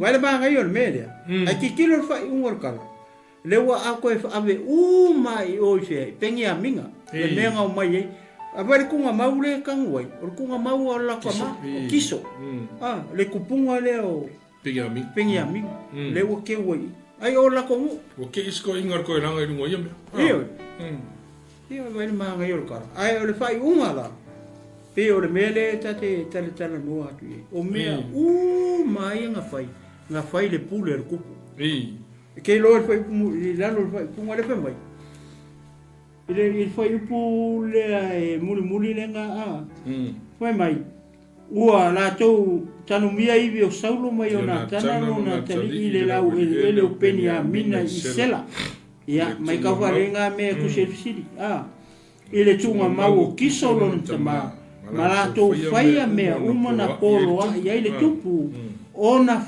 fonga lea o le tua ile tatalo mo le lau ele ina ua ia mea ma ngai ala le mea le ufai le ala wa kilingi ma mea ngarenga kupu leongi lenga ka umai wala kupu leongi o ngara wuri o koko la kori le ala uma fasioki le ko fa fo i o le mea o mai le ala ufa mai ona fonga lea o le lau ele ko fo ya kur me ile kakalo ko fo ya ku ile kur me o lo winga ele ngo fo ka bi ka si le me ma ele fo ka bi haleluya nga kakalo ile kuwa nga la yo nga fa malo lo le lau ele uma lo male lo winga mo ko yola ko nga fa yo ko inga vai ke mi nga pe o mononga nga fa ka mo le mele le so pe o le wa ko kongi ile ai kala fu ile fe ngai ia nga fasiokia inga i kanga ka ia sa mua le ala o mono nga fa tau uma wa ile tata inga fu le ta kai inga poto o ko fo i loka vika ile tu ola ko fa manguia le wele ino kai mine wa le uma tau nu le mai fa fonga le o le tu ile tatalo mo le lau ina ua ia me so no malo me ia kio lo malo e ko fo ro ka mano te ide amen ale ko me u fa fonga le tu mangu ia mai le lau mangu ia lo lau e ia o ngor ka kai ma e me le wa ta ngata ia ma go ni fiafi la fa kai ia o ia ara sunga emo ara sunga e ka o ai fa ia ka o emo ia uma la nga le fa fonga na tu Ia wa le. Ele foi ka ko kolo se me ko Ia. O ke uska ia o tabita. Ke o ke polo le ki lo marku. Ia, ora. Sulima. Ia, pe tama. Tau leo le taua. Ia, aruga sulima. Ia. Alu wa wai. Le toi tau leo le taua Filistia ma Israelu. Alu I foi ta vita mana au auna fatasi maia. Wala tau ma Filistia. Ona vai ai leo ta vita. Oe, sal. Te ole. Ja, fa wiki au manusia sa vai a Filistia. Ia, ia. E pa sulima nga? Ia, o le la o tam fai le pe fai. E me le no o vai I. O te la mona e fai nga ka o fai foi puia e skulu lima e foi pu fie lua Ia. O lo winga fiku foi pu le kung I jo. Wa lu fu lua vezes. Le fai pu skulu lima le mo fa ko e fa ngata ia ka o pe e sa foi suma. Ta fai tau la fai pu e toi ia ta mai no le fa. Ia ka o fai e ku lo. Fai de so ngalo ia. Ia, vi ele tu. Ia. Ka maka mai pe sulima. Ia. Ona toi tau lea o le tau a Filistia ma Israelu. Wa lui foi ta vita mana au na fatasi mai. Wa la tau ma Filistia. Ona vai ai leo ta vita. O yese foi o so le whanau a Rafa. O le mamafa o lona tau e tolu se lau se keri o apa mea. O ia o fusi le pelu. Fou. Na whapea ia. Na te pasia ta vita. Ona soani le ia te io apsai le tama seuia. Mana taia le Filistia. Ma fasi o tia o ia. Ona tau tō leo o ta tangata o ta vita ia te ia. Ua whapea. E te le toi mali watu mai mātou le taua. Ina nei ti neia le malama o Israelu. Muli ane i nei mea. Ua toe tau le taua ma Filistia. I kopa. Ua fasia lea e sepe kai. Le sa o sapa o so le whanau o Rafa. Ona toe tau lea o le taua ma Filistia I kopa. Ona fasia lea e le ana le talio ai o re kei le pete le ema. O le uso ko iata le kata. O le fuata o lona tau. Ua peise la au wha lava o le la langa ie. Tau le taua I kata. Sai ele tangata mau o lunga. O ona tamata mai lima. Ma ona tamata mai vai. Ua ta iono. E lua se fulu ma le wha. Ona ato toa. O ia foia le tali o le Sara wha. O ia fai a Israelu. Ona fasia le o ia I ona tana le tali le uso o tavita. O ila tau nei e toa wha. Na wha nau ia I Rafa I kata. Ua oti I la tau le lima o tavita. Ma lima o ana au. Wow. Praise the Lord. Ia. Le ala o tam fai le. Ia watu foi le se vai nga foi le fa fai ngofie. Ia a fai foi la vai te sila fie se vai nga foi le. Le ngai o le mali o tangata to fa le ka mai. O tangata to fa ia po o tangata e o mai I tangata Filistia ma tribe Filistia man ko Filistia e lima o tribe. Ai ki kilo I tangata le ko fa le ka mai se uma me mai. Se uma ia tribe. Ia sa Io se uma tribe mai le o le fa makala mai. Ai ki kilo la ko le jo ile foi pui e fitu. Mankua o lewa ko uma kuanga keu fale kongu le. Ma le mele nga psi fo ia ta vita ile tua o le onge ma le ala o uma nga le uma kiringi le me. Por eso se vai. Le uma fa ma me uma. Ko fa fo ivi o wali ia me nga mai ka kalo ma ka vika ile tua fa malo lo ile tua le la ele o Israel. Mene. Kari kongu ele ko ise onge. Pe a fu le tala le. Ua whaafufonga le tua le tatalo. Mole lau ele. Ora ka kalo len kalo e ka vika. Kasi renga luenga pise mystery a ka vika le fai. O len ka kalo ka vika ile tua inga ia hio lau ele. Lenga lewa ongi o le onangi mea. A le foko wa umaku mea. Ai oso mailo I fo ipu ia 15 tau fo ipu e luso lua. foi upu ia fitu. Le kau mai e wha le lenga kau whiriskia mai Israel. Mene. Wha lenga kau. A kako wa aila ia i kau ai e whaanga whai. Ora mako i ke leo ia kau ari. Sorry. O mamai ni si mea. Ia. Na fika ia Le lofo inga ta vita. O mamai yongi. Tau feto ai mat. E deo se kau. Wha kau mara wari. Kau. Ole ola al whaanga o sangu. Aleluia. Ia, kako wa aila kau o mua.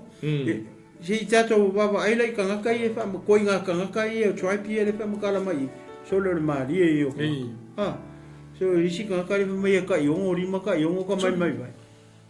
Kingo le iari o kangaka. E mau lunga pe oe. Kingo le iari o kangaka i so le... wa ia kua rima mai e ka i fia le o mi o risi kangaka. Ia, ka or kangaka mua. Ona toe tau leo le tau a Filistia mai Israel. Ua alu wifo aita vita mana au na whaatasi mai ia. Ua la tau ma Filistia. Ona vai ei leo o ta vita. Sau leo whai posungu ongo mai. O ise...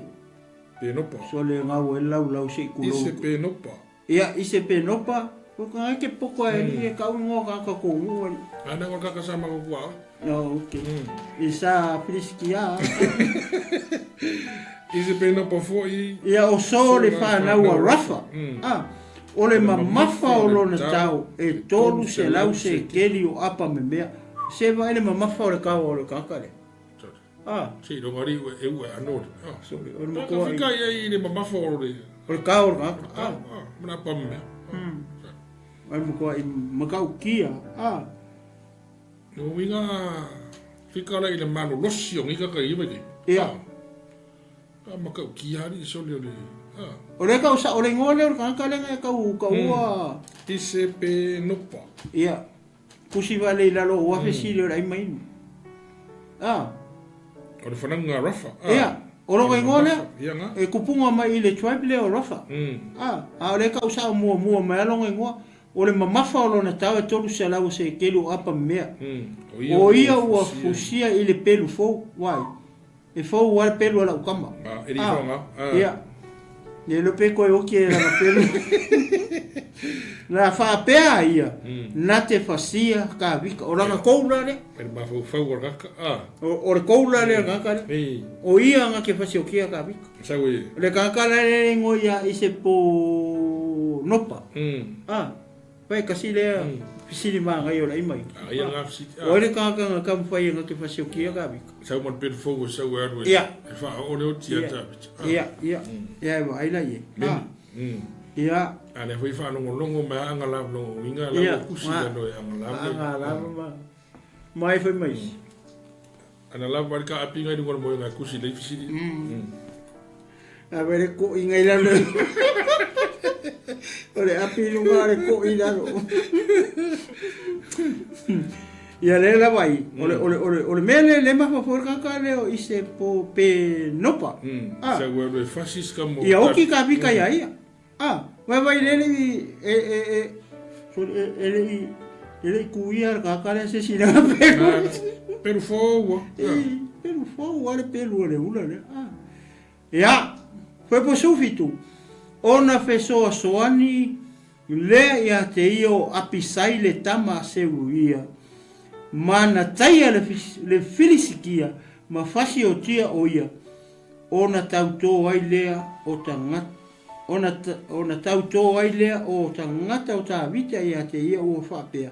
E te le toi mali watu mai mātou i le taua ina neiti neia le malamo Israel well. O le ana mele o kupu ia ka vika i le mele. Nga vai ka vika. I le fai pasulu lima. Vai ka vika kau. O le sau le ula lea. E fai ora ke le o langkau.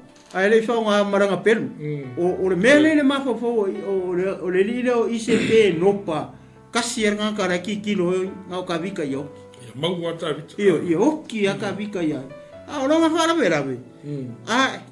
Ona i ko o fa nga o ku fa fingi o ka vika. Peila o tangata le o apsai. O apisai e makua i o apo. Ele o ka vika ra yo. Io. E la kua ko kere ka mai kera inga. Era ko mono mafia bebela. Ko le sio, kasi le me le ona o markemi. O lo alu waku le ke manga o fa le anga restangata. Pe fasi le sika. Ai ngalo ya oe. O lai ngofo e sika mikiki o longa angkor nga le ke ika ye.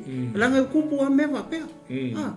Nga e la kule fia fusu e o sorua fusu. Ai ngalo ya oe. O le la pahare mai lo. Ma fua mai lai ko nga kamiki va pe. Fa ngau langa fa ngau ku fa fingo ka mi kare buri. Kakarengo ya apisai makua la yo apo piko apisai. Ai la kiki tangata foi lele lenga ku ku ye apingelu ilang kau. Karwai o ka ngofo e mafu. Ia. Foi lenga. Ke wa pia ye longa poko mononga I longa o ia na anu fa ka mu ai la fo e diskaka la wi o. Ia. Ile se menga mafu fo winga na nga ka ngofo e mafu. Ia. Ko ile ma mafu le ka o la ka. Ia. Mar peru le sa o me o peru fo. O nga ni fa ma o mar le o nga tu lo le o nga ngana o mar le o na. Ia. Ka tenga. Ma ja le. Malinga faila le le peru ko inga. Na sa. Peru fo? Peru fo wa. Le peru ka mo foi nga po ai o so le ka mika mai. Fa ka mo tuto la so. Eu sou mais peru fo, até ko e ku e peru baku. Ana ko kongi. Nga pai ya ma kai le uru mi foi la ko era ko marka ko se il peru ko va uma. Rasa voi maranga peru da venga sa koria ka maranga voi va ma ko peru. Iya, foi la ni. Pa ka kangi no ko fa. Iya, mai lai. Haleluya. Dia la o tangata mua le, ile kaua mua le. Kaua mua le. Le la fa mai. Ona so soani le te yo apisai le tama seluia. O seluia o ko fingi o ka vika. O apisai o le nefi o ka vika.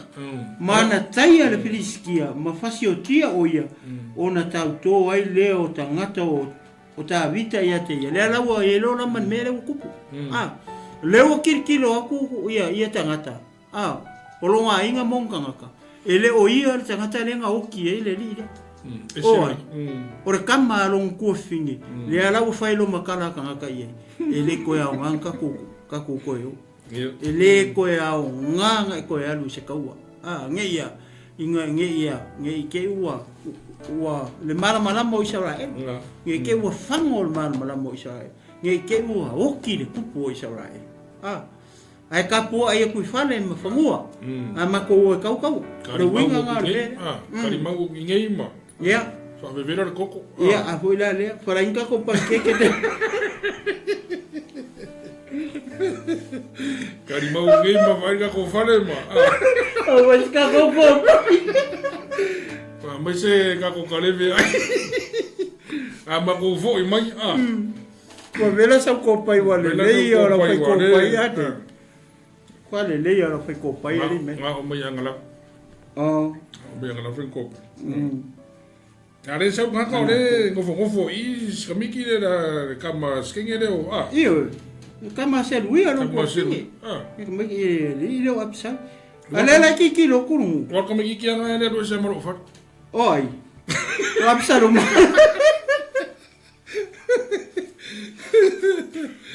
apsa lo ma ka ka le apsa ya vai la le la bo vai tu tangata o le oki le ula le yoki aka vika o le oki longa nefiu le ala sai sor mo pa urka mama pa le fa ma yo me sa mai pa le ma 40 ale ya ma ko wala ka mi ke ni mai ma Israel eu pega com cucu ia se ala o kamo le van com i ko Haleluya le ala wo tilo o le vai tangata ele o ka vika le vai le ala o fai lo marka o konga Ko mai ona tau tō ai leo tangata o tā vita ia te ia. Ua whapea. Ka vika. Dave. E kere koe aru se kau. Kau koko i rau whara. Whais ka koko pai wa lei. Ia pe whai ka ke kua. Ani ka koko resa re. Moi moi ngap ke kua. Si makoi. Ke wa no sere mamalu sara. Ma ngai. Tau tua na ma o ta vita panu fra maka fango rimba e. Aleluia. Pa fango mo rima te palo e fra maka me ka ko pai ya. Ya, le ala uma. Yo uma ga ave fautuanga. Ile kaua mua le ile kanga ka mau runga le. Tenga sa u mga afasio ka bi ka sa u ki le nefio ka bi. Sa ora la e foi spuru mai.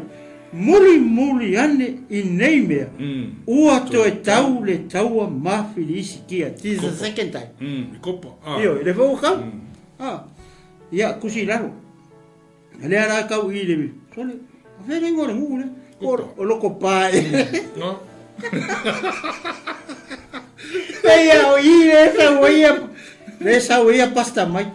Le merenga kau ele kau are. Le ope se ser pa sa moangan me. O i le ngau mai whiri skia. I ko ngara ngura. O loko pa. Loko e ropa. Esa ora. Whai mai. Ona fasia lea e sepe kai o le sa usa. O sapa o so le whanau a rafa. Wa aila i. Ka kia Ona fasia lea e sepe kai o le sa usa. O le tangata lea. Ngai e fasi o kia kaka le ngo ia sapa. E sau mai lea le tribe lea o rafa. O le tangata le ka umai i o le sa usa. O le tangata Israel. Le mangingo mai whamau lalo le ngo sepe kai. O le sa usa. Mai sia le ngo sepe kai. Mai loko pa. O ia ra le lenga fasi o kia la tangata le ngo ia sapa.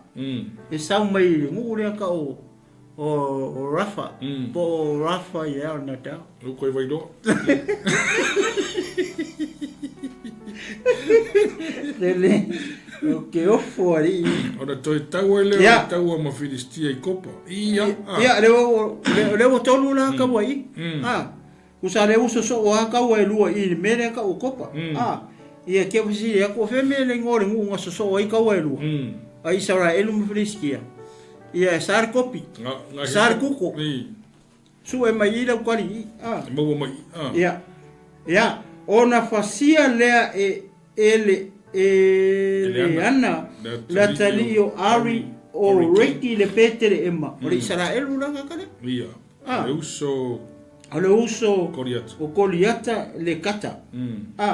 O le fuata o lona tau ua pei o se ka koe fo ia ilunga se koe kausa ili mai po lare sa ormere. Ona fasia lea ele ana le talio ari o reki le petere emma. O le Israel uranga. Pekere makamara. Ia, o le kangaka le ngongo fasi o kia, o le uso o koriata le kata. O mo mai. Koe fo i mani mei. Ia, leo po le ngongo whakakoe o se kau si amaisa o armere kupui.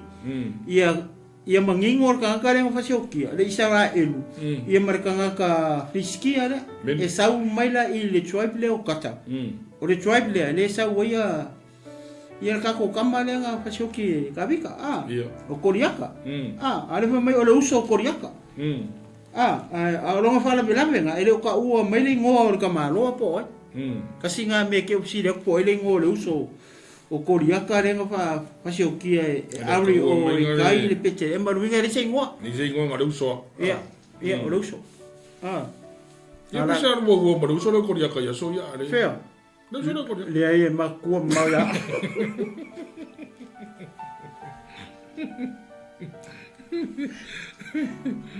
Aleluia. Ko lo fia isala.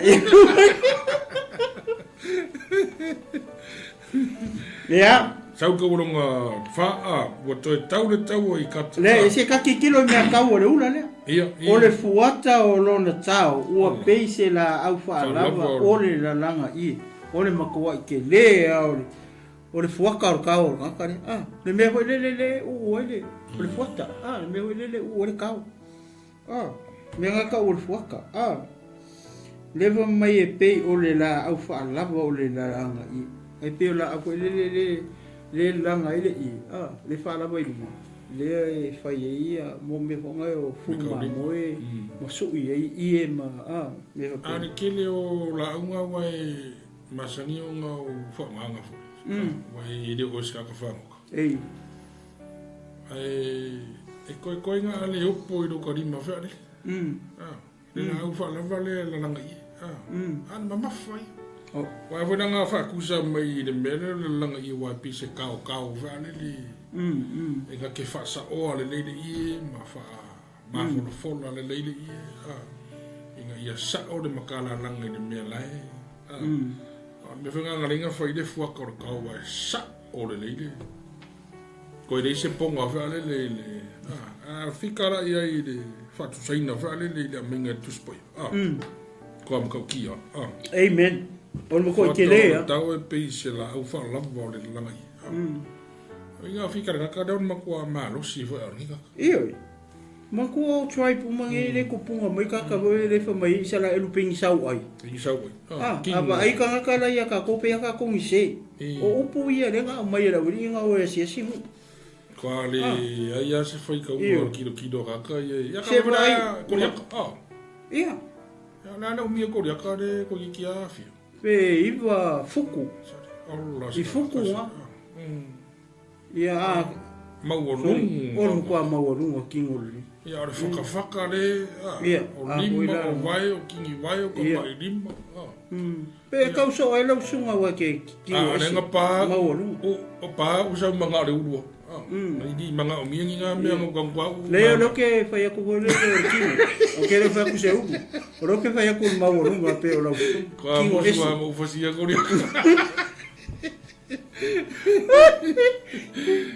ya le tua o le la uma ma lo le sai ka lo fa ya le la uma ma lo le sai le la fa uma tu tu le fi le tua foi lusfulu o to e tau le tau i kata o le ka lo fa ya ma se vai ma ko ure o ka le ka e ka vika ma ko si fa re ko io fa le ka le i ko je ko ka sanga de ngai de io esa wi fa ka ka fifi o felan mele o ka le o kata o sui mai mele o se o ila le tribe foi le o koriaka langa o koriaka sa mai mele ka o kata ya sa ye le tangata maulunga ona tamata mai lima ma ona tamata mai vai ua ta iono e lua se furu mare fa ona ato o ia fo io le la tali o le sara fa o ia fai ya isara elu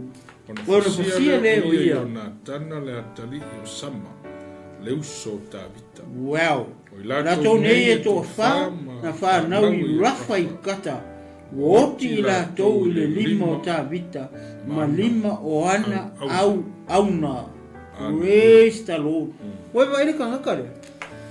E ka iongo e ongo ka mai lima, e si lima ongo fapenga po la vai. Kono ko vai ku wa o pe sa ka u. Fea. Ala ngar fa. Ele o ko ka mai lima.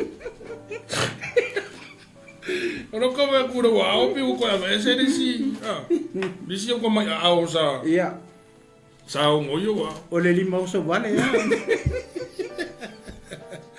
maka o ki ara ku puanga so ni o ka ika mo ka vai ka mai ki sa mo e ka iongo ka mai lima ai su e ngai fonga ele me ma fu ai o ma ro si ai mo e foi se ta si foi uso sa le ai apa yo e fa fonga mai yo e tina po tamani e fi ko nga ka ya itu se me le ele ai ele ke kupu fua me pa ka ko vai le ngan ka ko vai uma i sabo jo more kanga ka foi le nga oi ma i se me asisi kanga ka ko vai uma i o ka ko maka o i ka ku i lo ai le mata u kia o le ku le ko ke o mai e fa keke ka ko fai keke le ai me nga oi wala nga ari mai ai le pua ai le si vai aso e faari mai le pa o le pua ai le si vai aso langa o ai me papenga ia le fionga le tu e faali ai le matati o le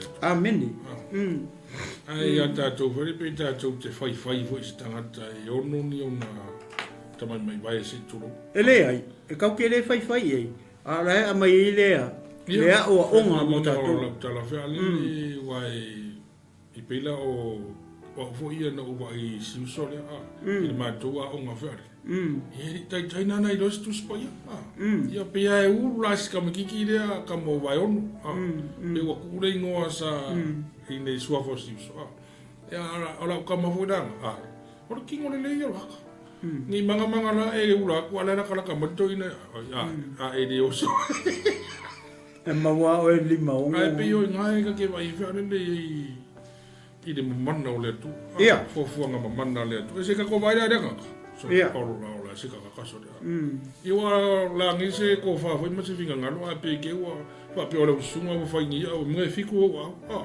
pe ka fo e pa pe fa nga ko fa pe ko me ona fo nga le tu e manna fa le aka ko ki kilo la i le le tsaka tsale no ia pi ia ka ngia mai lo pe ai mo long ki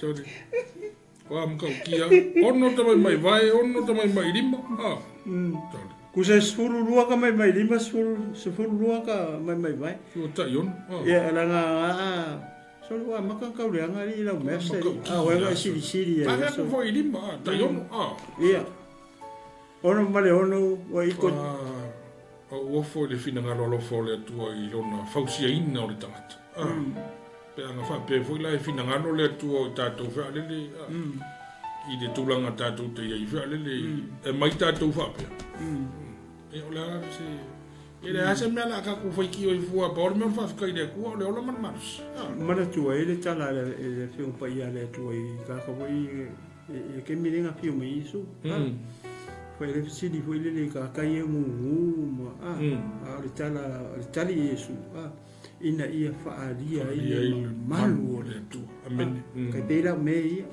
pe le ka ke ma ho fo ia le ka ke ko e foi makari e ngalo ia tatu o me faalia le malu le tu ma no si o ia no foi le tangata ia ngalu wenga amen ele foi ngo ia pe o le tangata la le wo ka mai o le uso o koriaka so le nephew ole uso koriata e ka kara pele ai ona kala nga fa mai o to tau le tau i kata sai ai le tangata mau lunga ona tamata mai lima ona tamata mai vai ta yono e lua se fulu ma le faon on ato o ia foi o le tali o sa rafa le aida e sau mai i sau mai kupuanga le ai le se uso koriaka o uso koriaka le ka mai la lo i o ia fai a Israel ona fasia lea o ia i ona tana le tali o sama le uso David he vai le me ma ia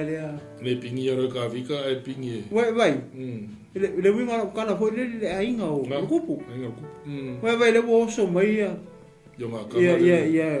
ia kari o longa uso ko la via i le pere ko la via inga ia io le sionga ne fiule ale sionga ne fiule le pingi ala ka ma vale le malanga peru le le nga mo mai ar ka wo mo ka ale fiki era ngane ale ko so mai le sionga ne fiwi wow what a soul ili mama i fu ka miki ai ro ka miki o la fa lo longia la ko ango ko ngi ka miki o ke fio fa ko mo mo me ang fo o ko ala mo le o ka miki ala ka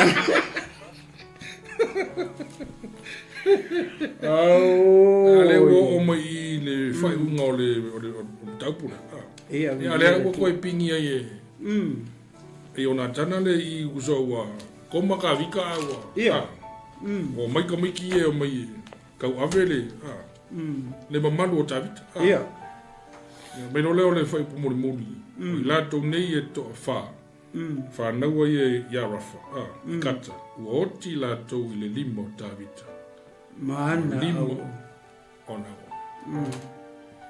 amaka mai ka vika sa i wala ye leo le tau ma le ongi ma me umba Limo tavi tamana o. Le tai muanga o mea. Ta amata mai le tu. Fa tonu mai le langi e le tu i lana o. E tai tai e lona nu. Fa tonu mai e se saua se i o mai rongi o mai taua. Tasi lua tonu fa. Fa ia malo lota vita. Ia o edisi a ori i fa au. Se i o ai na fa o matia uma. E le lima o ta vita. Fili o ta. Mana o. Via le tu. Via le tu.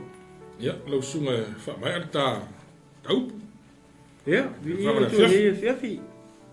O le atu le whakataima le whamalofo i la tu pena o na lala me nei fiafi. Ia, ma a mai foi a tau lango i ma e au tususia nei fiafi tātou TUPU. E ili manatu ma le teritonunga e le uia ma ua se ato toa. O le tatalo i anga le atu le anga o le atua. Whaamai matu ni nisi waenga o nei tala ua le mwhai o na ma whaamatala atua. Ia ona e ili manatu ma le teritonunga o le upuai a le atua e te le mwhai e se tangata o na ia whaamatala ina. Ia le oa ma le tama o ainga o le upua le atua. Pau leo se mea o whailoa mai le anga ia ma o le fefia leo ma tufa atu. O le upuai o le atua o le upu o le malo le whai mai e pei o le foi leo le oa ma o le nati e whanua e le whai langa ma whaamukala o ma kua. Au leo se mea o sosoni me leanga o pa ia ma o le ma tufa atu neipo. Ia teritunu. Ia o maua e foi se sosoni se whamalosi. Ia o se ata foi nei fefi le tātou po kalame. Ia a ele manatu ia ole a pangata i tātou po kalame nei fiafi mo le atua i la le tai ia i lau lango ia malo ala mai foi nei po e te whalongo mai ia te tonu i o tātou mau whaatasi se tau mawhitanga whaleanganga ia e tāo so inai ia le tātou whainga malanga ma le malanga whaatanga foi lea o le tātou te malanga i nei o malanga whaleanganga ina ia tupu pea ia lo tātou whatutua. O le angale o le tufu tufatu le upo le tua mo tino kewiso ma le whatutua ma le upo ia. Ia ma le au pele nei fia. Ia ina ia tāo so ina pea. Ia lo tātou so ua whaleanganga ia mo le tupo i le anganga whaktai ni suma ia teosio. Ia oa whaifoi o na tutu mailo na tau au nei fia. Ia whapena o na so ni foi. Ia ili whaso ina o le upua le atua. Ia i se foi se taimi se aso foi. Ia tu mau foi se isi a wanoa wapenei. Ia po kai a foi.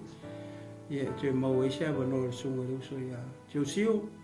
Ia e whapena lama o na ngā lue whatasi. Tau so whatasi le ato la aua le atua. O le taimi nei. Ia o le a whai uina i tātou se talo nei fiafi. Ia i o waile tua o matu tamaa. Wa mai anei ngā ruenga o onga. Ia ele ui eise atua ia i maua. O i maua tangata. Ma te leilo se mea. Wa ma te talo nei fiafi no lawa ona ma whaftai atu. I lo wanganga pa ia leipo. So ni mai. Wha i loa mai. Ia la upu ia i matou. Ia la fo ia tura i la lofio. Nganga pa ia nei fiafi. Ina ia e wha atoa la upu i ai o whinangaru maloto. Ia maise o la uka le sia nei po ta ma. Talo le li ia o se upu mata utala i o le tusa malau whaafonga ta ma. Ia se ia wha mangalo i ma ua. Ia o na nei fiafi wha manuia. Nei ala leo man nei ala ata man nei studio ta ma. Pamemia sunga le CEO pasta mai manei au nanga tatalo ia fala tele ia lona fale ia wa lava ia le tapena ina por kalame ia mai se po o le tautua ina o sio mato atunu e mai se o le au kemsian ia e ala i le po la fio familia ia o ona o auto va mai ngata fo le aso fa ina ia tapena ina ma sa ni fo mo ata ao pe atusa malofu ngalo lo mato tu ia saunia lava i mato uma mo nei fa mo nei po kala fa mo ia la una le sunga le nei fai fe au ona le nei malu na whalitua le ekaresia no mātou atua.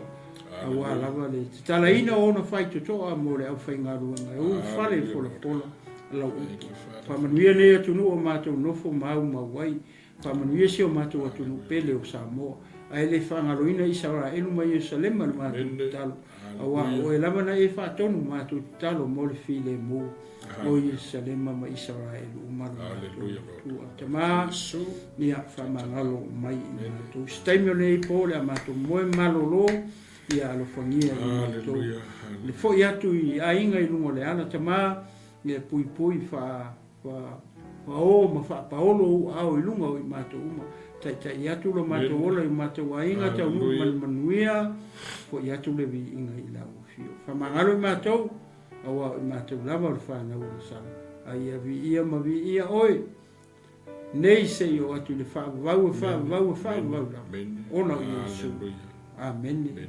amen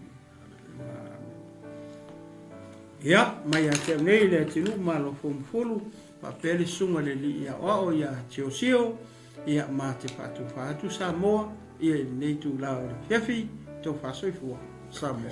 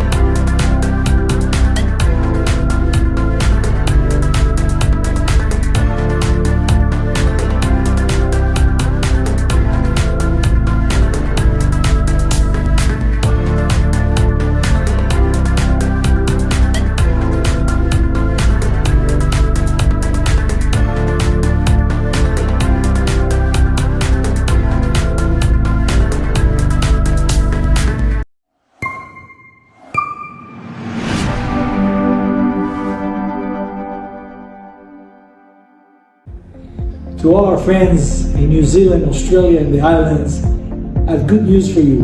Aliyah Tours is open in your region, headed by Timo Williams.